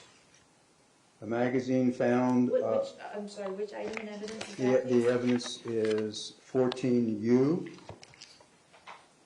And then State's Exhibit 14W, which is a swab from a magazine from Q39B from the third floor hallway found by Detective Crespo.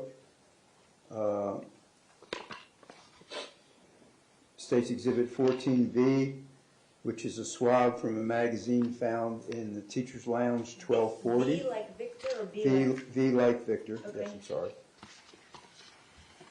Swab from another magazine that was found in the vest left on the third floor stairwell. 14R is the exhibit number. Then a swab, Your Honor, it's from 14M, which is from the magazine that was found in State's Exhibit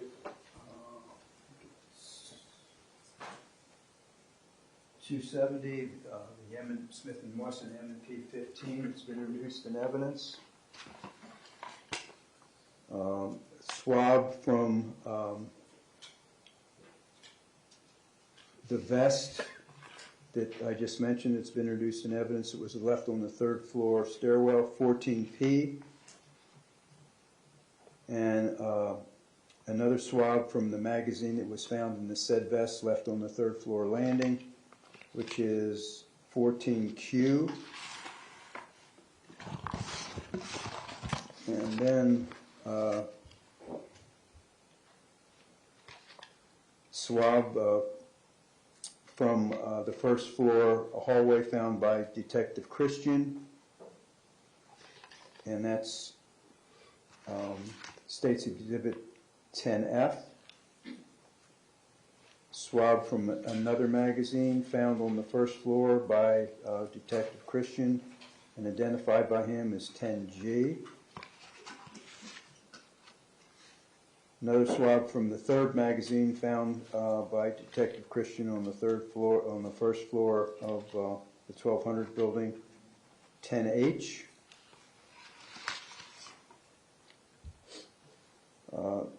Swab from the knife handle found in the backpack found by Detective Christian on the first floor of the first floor hallway of the 1200 building, and it's 10I.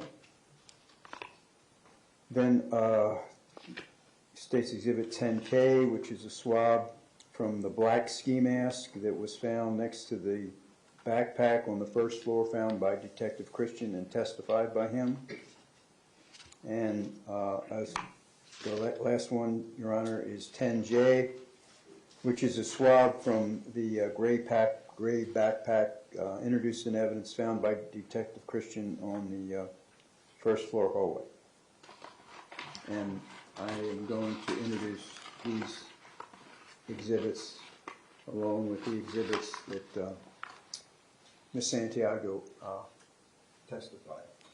Okay, so members of the jury, the lawyers are stipulating, which is a fancy way of saying agreeing, that the fact that these items were swabbed and tested for DNA, that the DNA is a match to that of Nikolas Cruz. That means that a stipulation means that that fact does not need to be proven. You should consider that fact proven by means of the stipulation. Thank you, Your Honor. And Mr. Sutz, the only items I didn't hear you mention were 14N like Nancy and 14L like Larry. I just want to make sure I did not miss those. 14Q, 14M, 14V, 14W, 14U,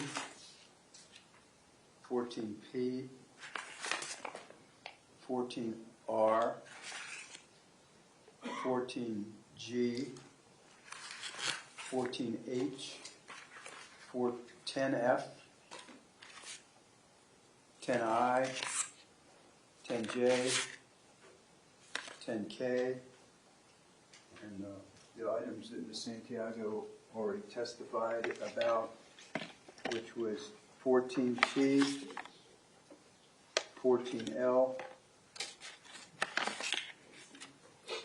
14S, and 14O.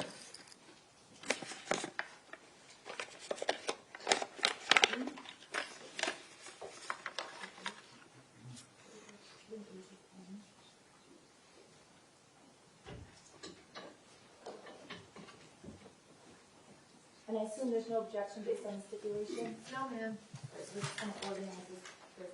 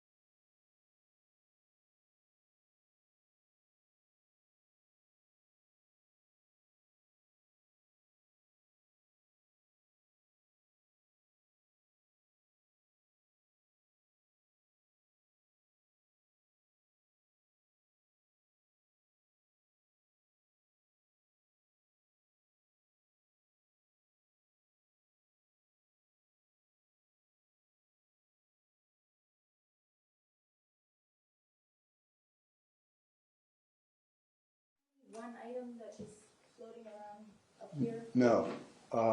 You mentioned a 14H, which I think may have been identified previously as 14N as in Nancy, but we don't have it up here. No, Your Honor, we don't have it. No 14, but is there supposed to be a 14H or 14N? 10H. We have 10H. We have that. The clerk and I both heard 14H. I just want to make sure we have everything. 14H is a photo. Okay.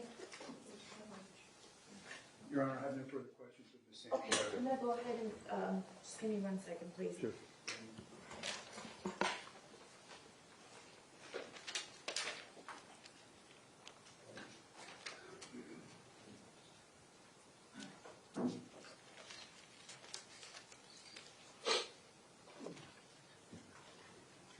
All right, 14L will be received as 384.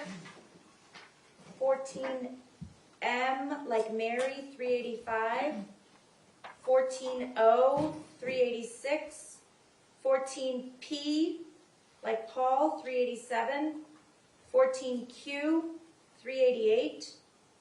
14R, 389, 14S, like Sam, 390, 14T, like Tom, 391, 14U, 392, 14V, like Victor, 393, 14W, 394, 14X, like X-ray, 395, 10, F as in Frank, 396, 10G, 397, 10H, 398, 10I, 399, 10J, 400, and 10K, 401. Spence, do you have any questions of this witness? No, ma'am. Okay, thank you, ma'am. You're excused.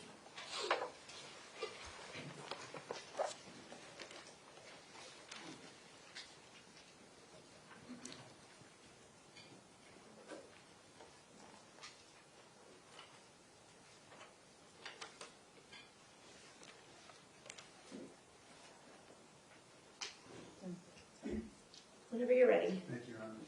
Dr. Marlon Osborne.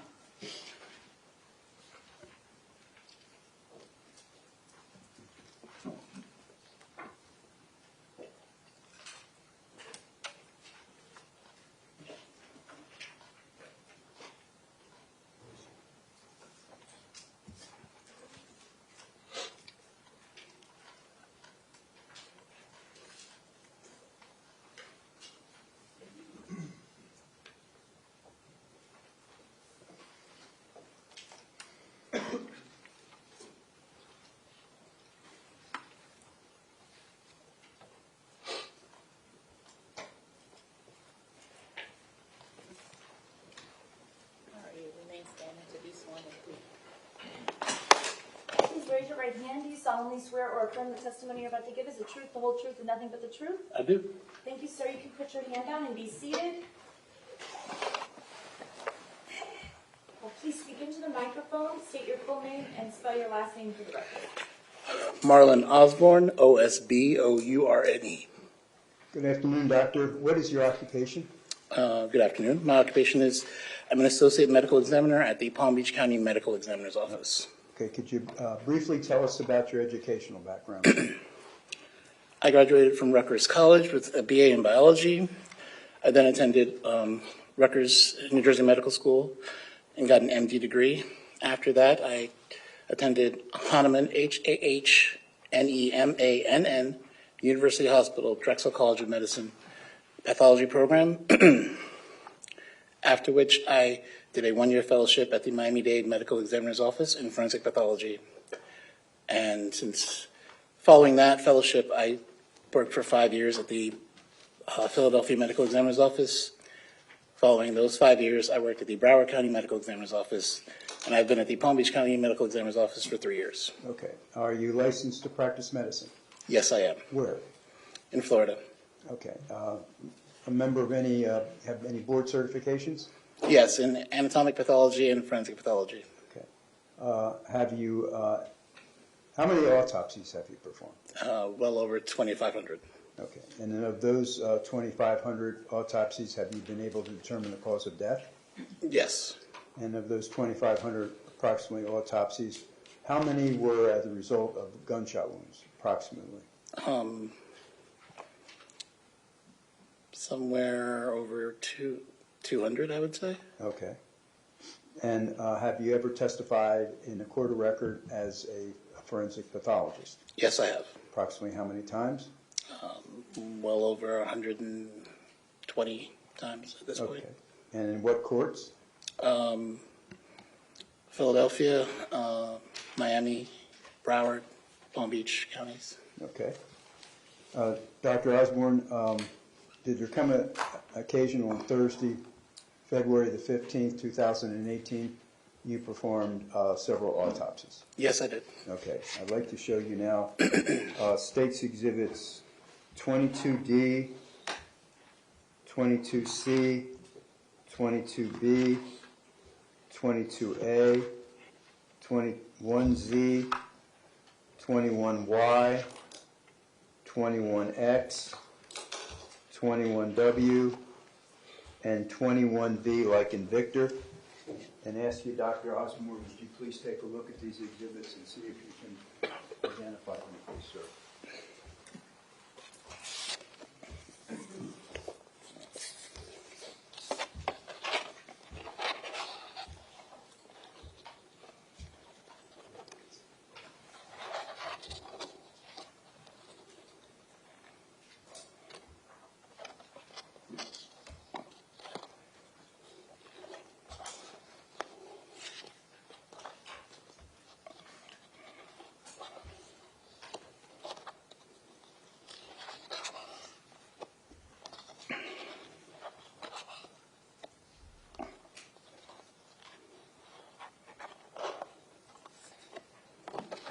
Yes, I can.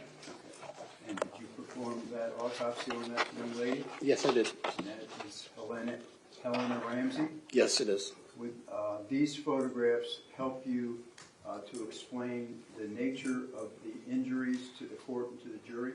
Yes. And would these exhibits, these photographs, aid you in explaining to the court and to the jury the manner and cause of death of Helena Ramsey? Yes. Okay.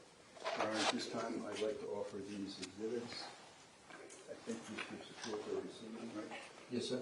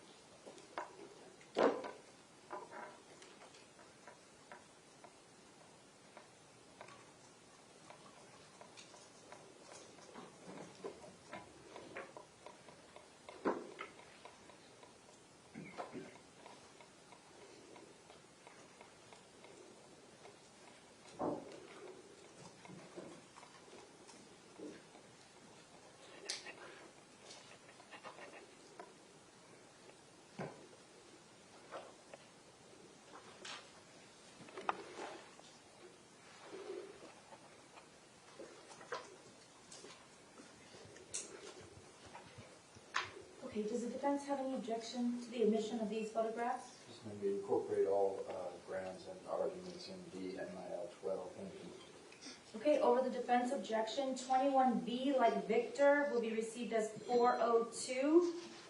21W will be received as 403. 21X, like X-ray, will be received as 404. 21Y will be received as 405. 21Z, like zebra, will be received as 406. 22A, like alpha, will be received as 407. 22B, like bravo, will be received as 408. 22C, like Charlie, will be received as 409. 22D, like delta, will be received as 410. Thank you, Your Honor. And Dr. Osborne, as the clerk is marking those exhibits, could you tell us the age, weight, and height of Helena Ramsey? If I may refer to my... Please.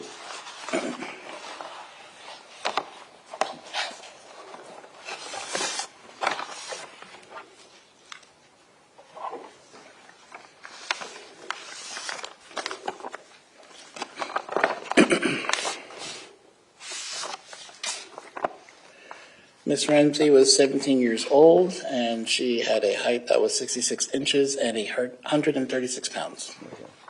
And showing you State's Exhibit 207 that's already been introduced in evidence. Recognize her? Yes. That's Helen Ramsey? Yes.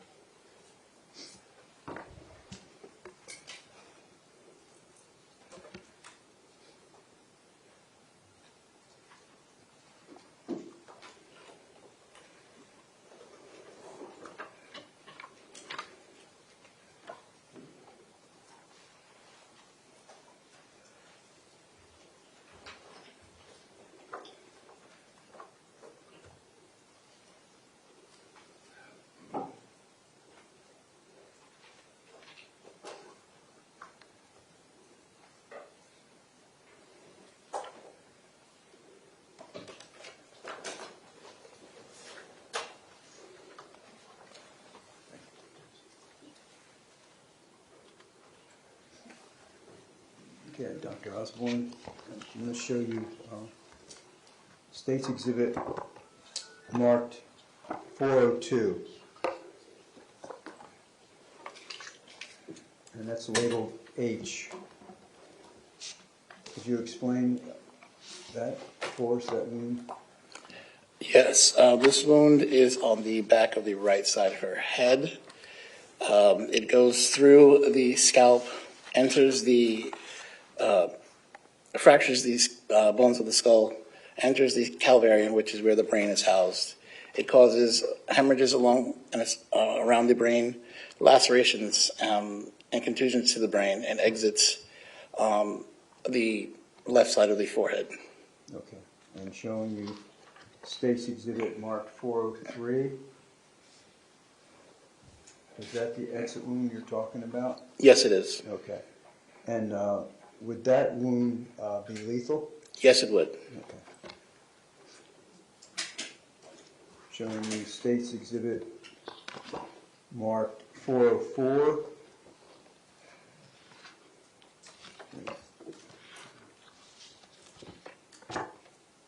405, I'm sorry. Could you explain what that shows? This is showing Miss Ramsey's left side of her face. You can see the previous wound described as A on the left side of the forehead. Wound D is on the lateral aspect of the left shoulder. There's a wound B on the left side of the chest, and a wound C on the right side of the chest. Okay. Could you tell us about wound B? B as in boy? Yes, B, I'm sorry. Wound B is an irregular wound on the right side of the chest that goes through the skin and pectoralis muscles, and fragments of a projectile were recovered from within the muscles, the pectoralis muscles. Okay. And how about wound D? Wound D is an entrance wound on the lateral aspect of the left shoulder.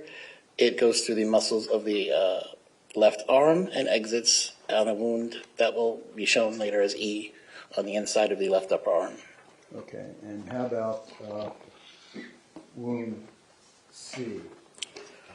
Wound C is an irregular ballistic defect that has a very short wound tract, and no projectiles were recovered from that wound. It only goes into the superficial layers of the pectoralis muscle, just under the skin. All right. And I'm showing you now State's Exhibit 406. 406 shows the exit wound, E, that corresponds to D, the entrance wound previously described on her left shoulder. Okay. And what is above the E at her armpit? Do you see that? Yes, this is an associated abrasion, likely associated when the bullet exited E. It hit the skin and caused an abrasion. Okay. That's what we're seeing on the inside of the armpit. Okay. And State's Exhibit State's Exhibit 407. wound G? Wound G is on the lateral aspect of the right leg. It's an entrance wound. And the exit is on the medial aspect of the right thigh. Okay. And showing you State's Exhibit 458. And that is wound F. The exit wound for G. Okay. And showing you 409. Is that a close-up of that wound? Yes, it is. And why is that wound so much bigger than the entrance wound? When you have gunfire from a rifle, there's a larger amount of energy that's produced because of the velocity of the speed of the bullet, and so it creates a larger temporary cavity, and the exit wounds are usually larger in size than the entry wounds when shot from a distance. Okay. And showing you State's Exhibit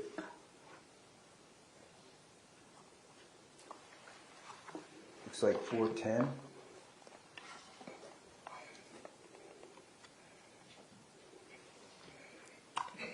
Yes, those are the fragments collected from the wound labeled B on the left side of the chest. Okay. And were you able to determine the cause of death of Helena Ramsey? Yes, gunshot wound of head. Gunshot wound to the head. Yes.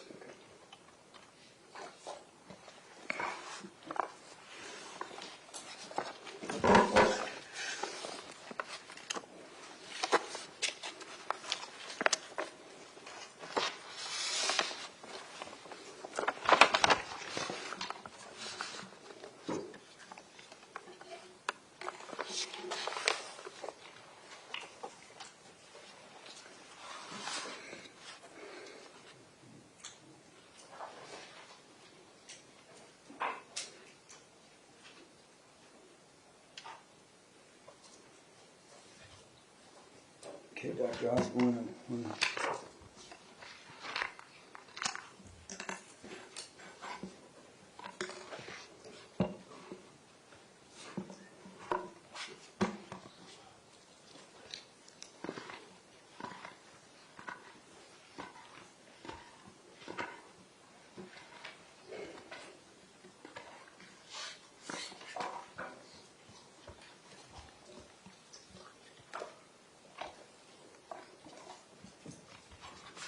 I'm going to show you now, Doctor, for identification 21S, 21R, 21Q, 21O, 21N, 21P, 21M, 21L, 21K, 21J, 21I.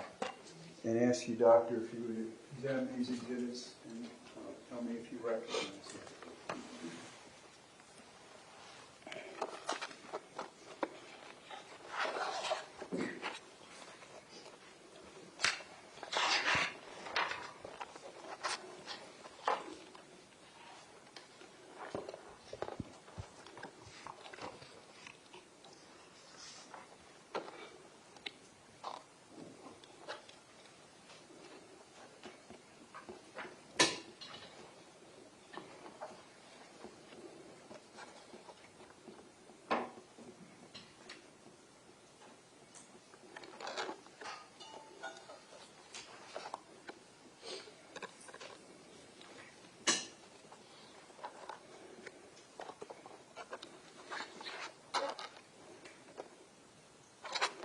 Yes. Okay.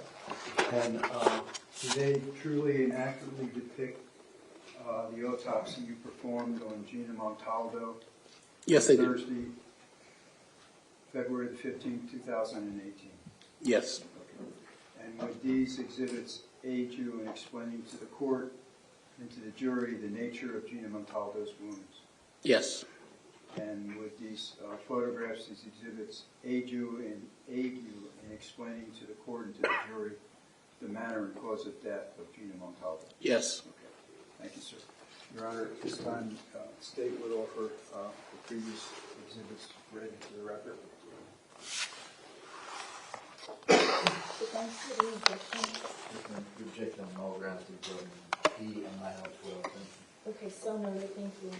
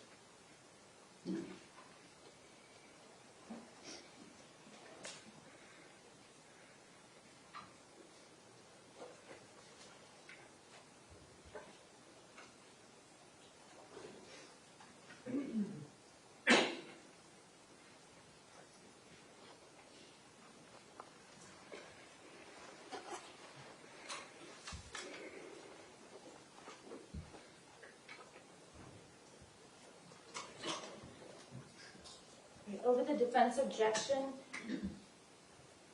the exhibits will be received as follows. 21I will be received as 411, 21J 412, 21K 413, 21L 414, 21M as in Mary 415, 21N like Nancy 416, 21O 417 417, 21P as in Paul 418, 21Q 419, 21R 420, and 21S like Sam 421.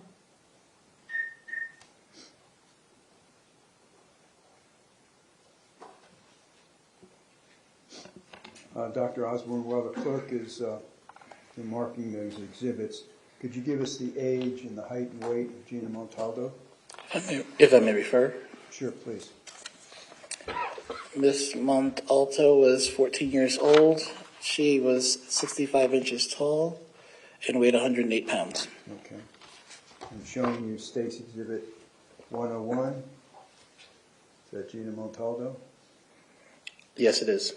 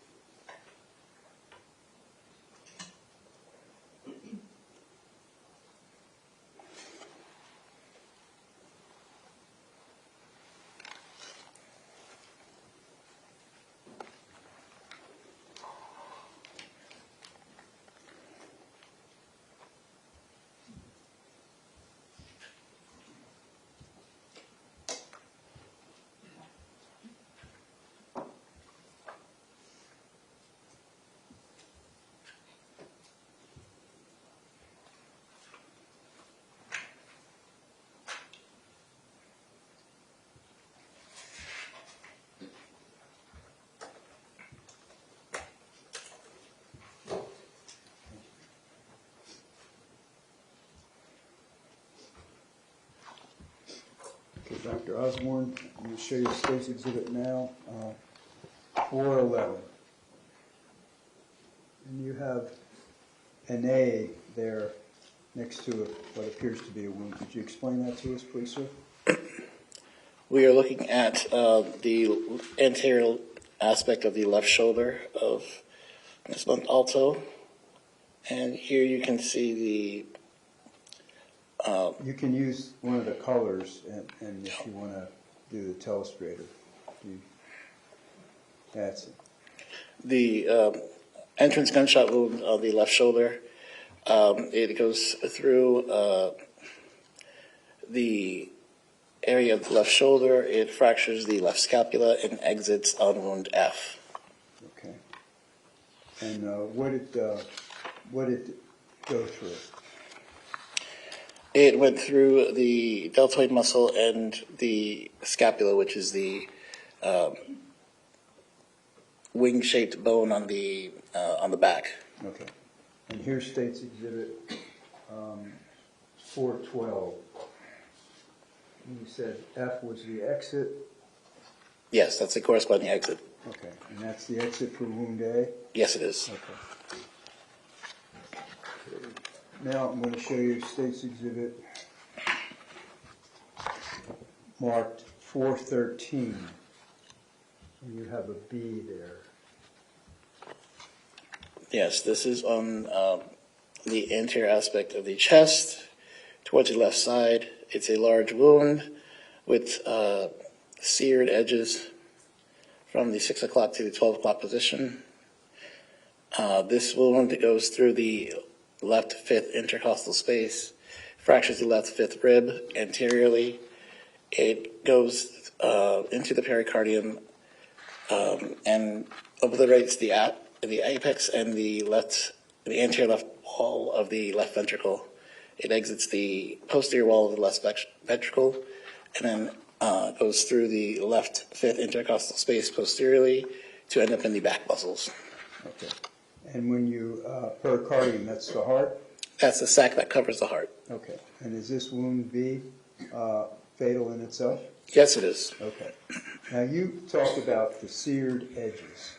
What do you mean? This purple-black discoloration from the 6 o'clock position along to the 12 o'clock position, it's a characteristic of the wounds, and we use those to give us an idea of how far the end of the gun was from the decedent when it was fired. When we have the end of the gun intimately touching the skin or almost touching the skin, you can have transfer of gases and the heat from the end of the gun, causing abrasions around the actual wound itself. When a gun is fired, rifle or handgun, not only the bullet leaves the end of the gun, you have the gases that are expressed from the combustion causing the bullet to be propelled through the barrel of the gun. Also, you have particles of burnt gunpowder that exit, as well as unburnt particles from inside the barrel of the gun and gunpowder. So if the burnt particles hit the skin, they can leave behind a black or grayish stain, which we call soot. Burning particles, if they hit the skin, can cause small abrasions around the wound itself, and that's called stipple. So the further you are away from the end of the gun, the more likely you are to see some of these characteristics. So if the gun is touching the skin, it can maybe only leave just a searing and an abrasion. You go out a few inches to a couple of feet, you may see soot and or stipple. Beyond a certain point, depending upon the gun, the type of ammo, the gun, you'll see different patterns, but at some point you won't see anything at all. So then we call those wounds we can't tell how far the end of the gun was from the decedent. So on this wound B, in your opinion, this is a contact wound? This will be contact or close contact through clothing. Okay. Even though somebody would be wearing clothes, you could still get the contact wound like that, right? You can get the heat transfer that would cause the abrasion and searing if it's intimately close. Okay. And that's what this wound B shows, correct? Yes. Okay. Now showing you State's Exhibit Mark 414. You have a C there. C is a wound on the left side of the upper abdomen.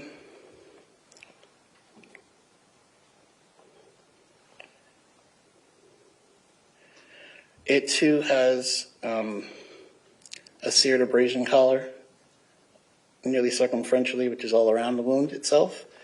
This wound goes through the abdominal wall. It perforates the left lobe of the liver. It perforates the stomach. It goes through her spleen and perforates her left kidney and goes through the back muscles to be just beneath the area designated as G on the left side of the back, where a bullet is recovered.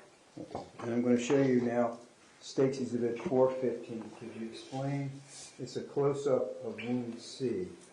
The searing you're talking about? This and faint muzzle abrasion is the area here, just outside the edges of the wound. And what's that indicate to you?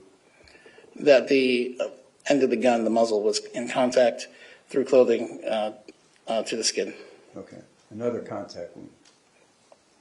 Contact through clothing, yes. Yeah. Okay. And I'll show you now State's Exhibit marked 417. That is a wound labeled D on the back of the right hand here. And that goes through, fractures the bones in the middle of the hand, and exits on the palm of the right hand. Wound E. All right. Do you know what's a defensive wound? Wounds that are defensive are considered wounds on parts of the body that someone would use to defend themselves from any kind of incoming attack. So they could be wounds on parts of the extremities, from the hands to the forearms to even the upper arm, depending upon how that limb could be placed in front of other parts of the body, mostly the torso, where the vital organs are, to protect itself from incoming assault. So if somebody put their hand up like this? Yes. Okay, I'm going to show you State's Exhibit 417. That's the exit wound E for the entrance wound D that was previously described. Okay.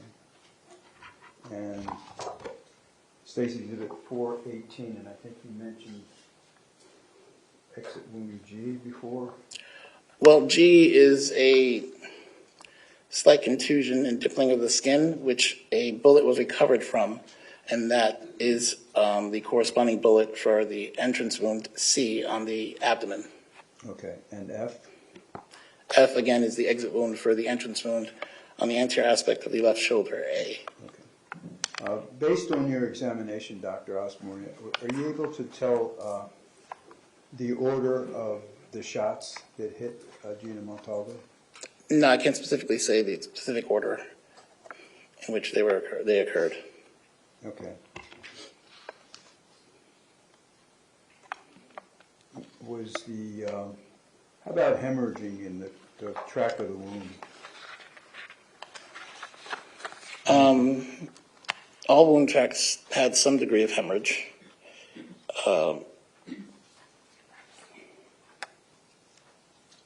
So there's no way you can tell, for instance, that A and D came before B and C?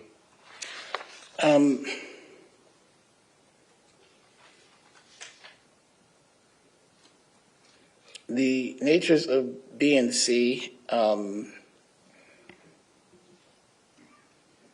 if wound D is considered a defensive wound, that could have come before the more contact wounds on the body.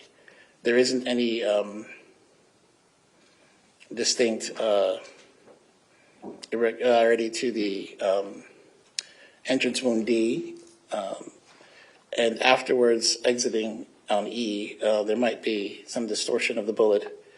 However, the wound A looks like a typical entrance wound without any irregularity, and wounds C and B were close through clothing, so I don't think the hand could have gotten in between those wounds. Okay. So D likely came before the other three wounds, but I can't tell you the order in which the other three occurred. Okay. And how about the cause of death of Gina Montalvo? Multiple gunshot wounds. Okay. I'm showing you State's Exhibit Mark 419.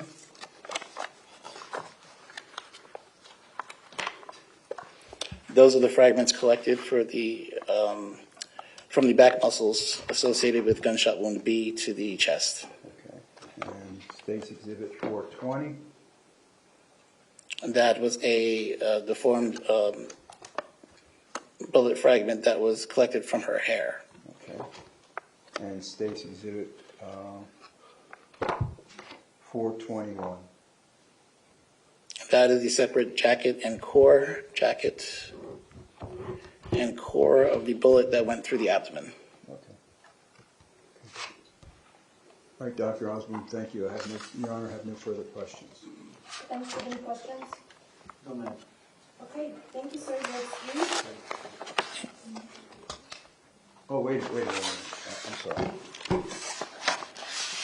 I have some more questions. Okay. I don't know. Why for that?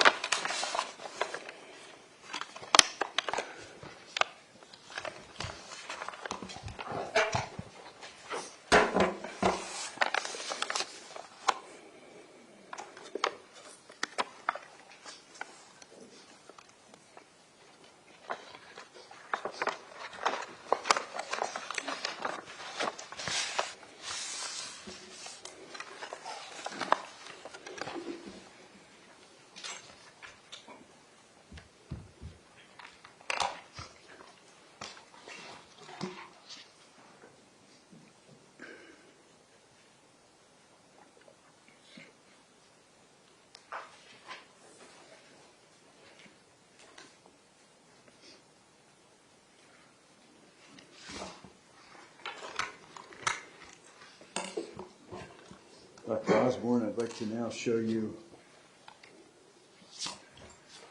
State's Exhibit 22I, 22H, 22G, and 22F. And ask you, Dr. Osborne, would you be good enough to again look at these exhibits? See if you recognize.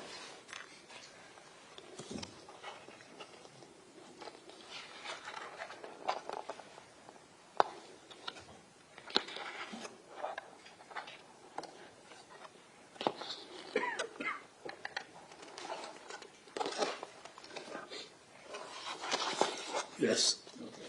What are They're the photographs from the autopsy of Miss Jamie Gutenberg. they? Did you perform the autopsy on Jamie Gutenberg? Yes, I did.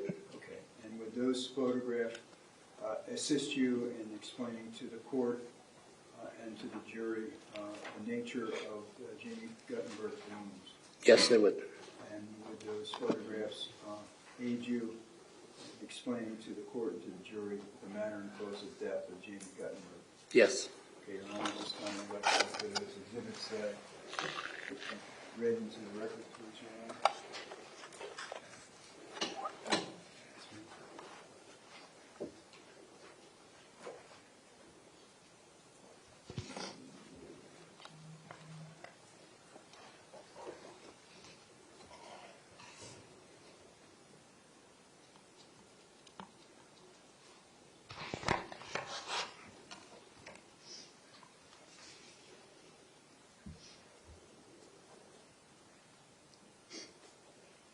Is there any objection?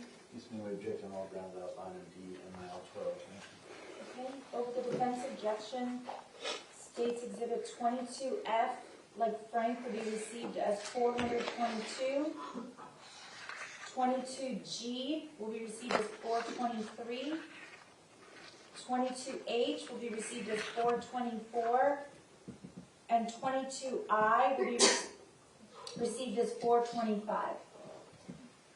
Thank you, Your Honor. And Dr. Osborne, while the clerk is marking those exhibits, could you tell us the age, height, and weight of Jamie Gutenberg, please?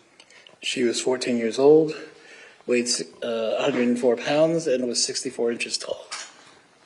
And showing the State's Exhibit 114. Do you recognize her? Yes, that is Miss Gutenberg.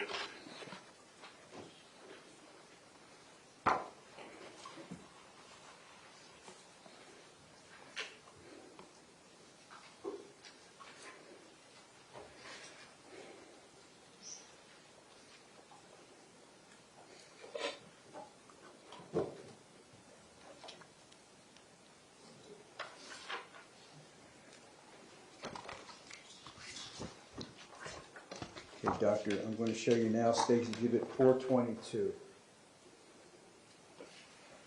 And you have that wound labeled A. Yes, this is the entrance wound on the left side of the back of the left shoulder. And could you tell us about the wound track? This wound tract goes through the back muscles, fractures the left first and second ribs posteriorly, enters the left chest cavity, perforates the upper lobe of the left lung, perforates the body of the seventh cervical vertebrae, and exits the base of the right side of the neck at wound B. Okay. And showing you State's Exhibit 423.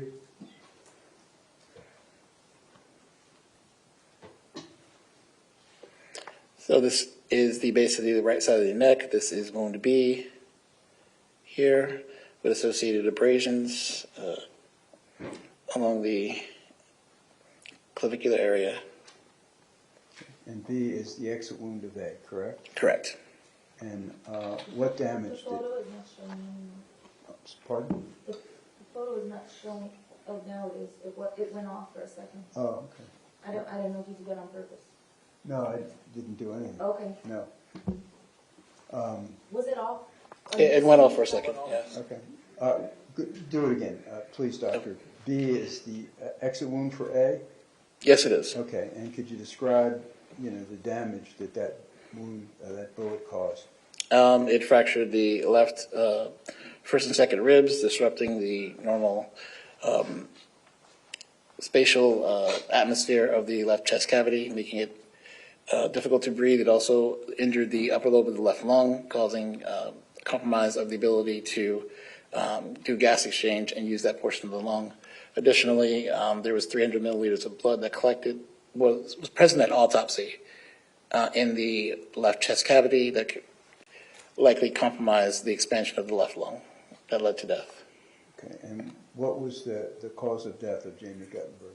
Gunshot wound of neck and torso. Okay, and why? As I explained, her ability to use her left lung was severely compromised by the entry of the gunshot wound and the path it took crossing through the left chest cavity, as well as the injury to the spinal cord as it fractured the seventh cervical vertebrae, severing the spinal cord at that level. That would effectively lead her to not be able to use any bodily function or have purposeful movement lower than that level. And additionally, that would also affect her respirations. Okay. All right, thank you, Dr. Arkin. Your Honor, now I have no further questions of Dr. Arkin. Thank you so much. That's all we have for today. Okay. All right, ladies and gentlemen, I guess this is going to be another early day for you. We're going to recess until tomorrow.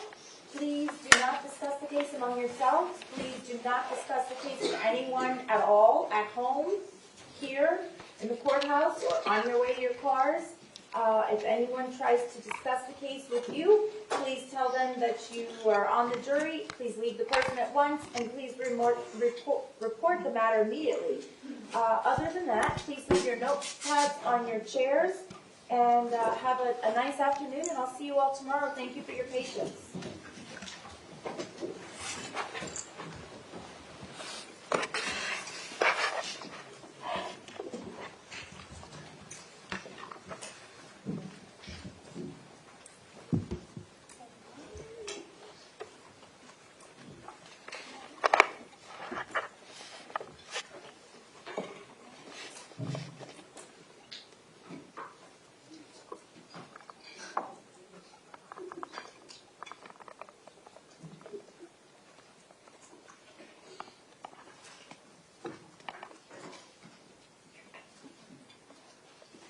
Okay, the jurors have been excused.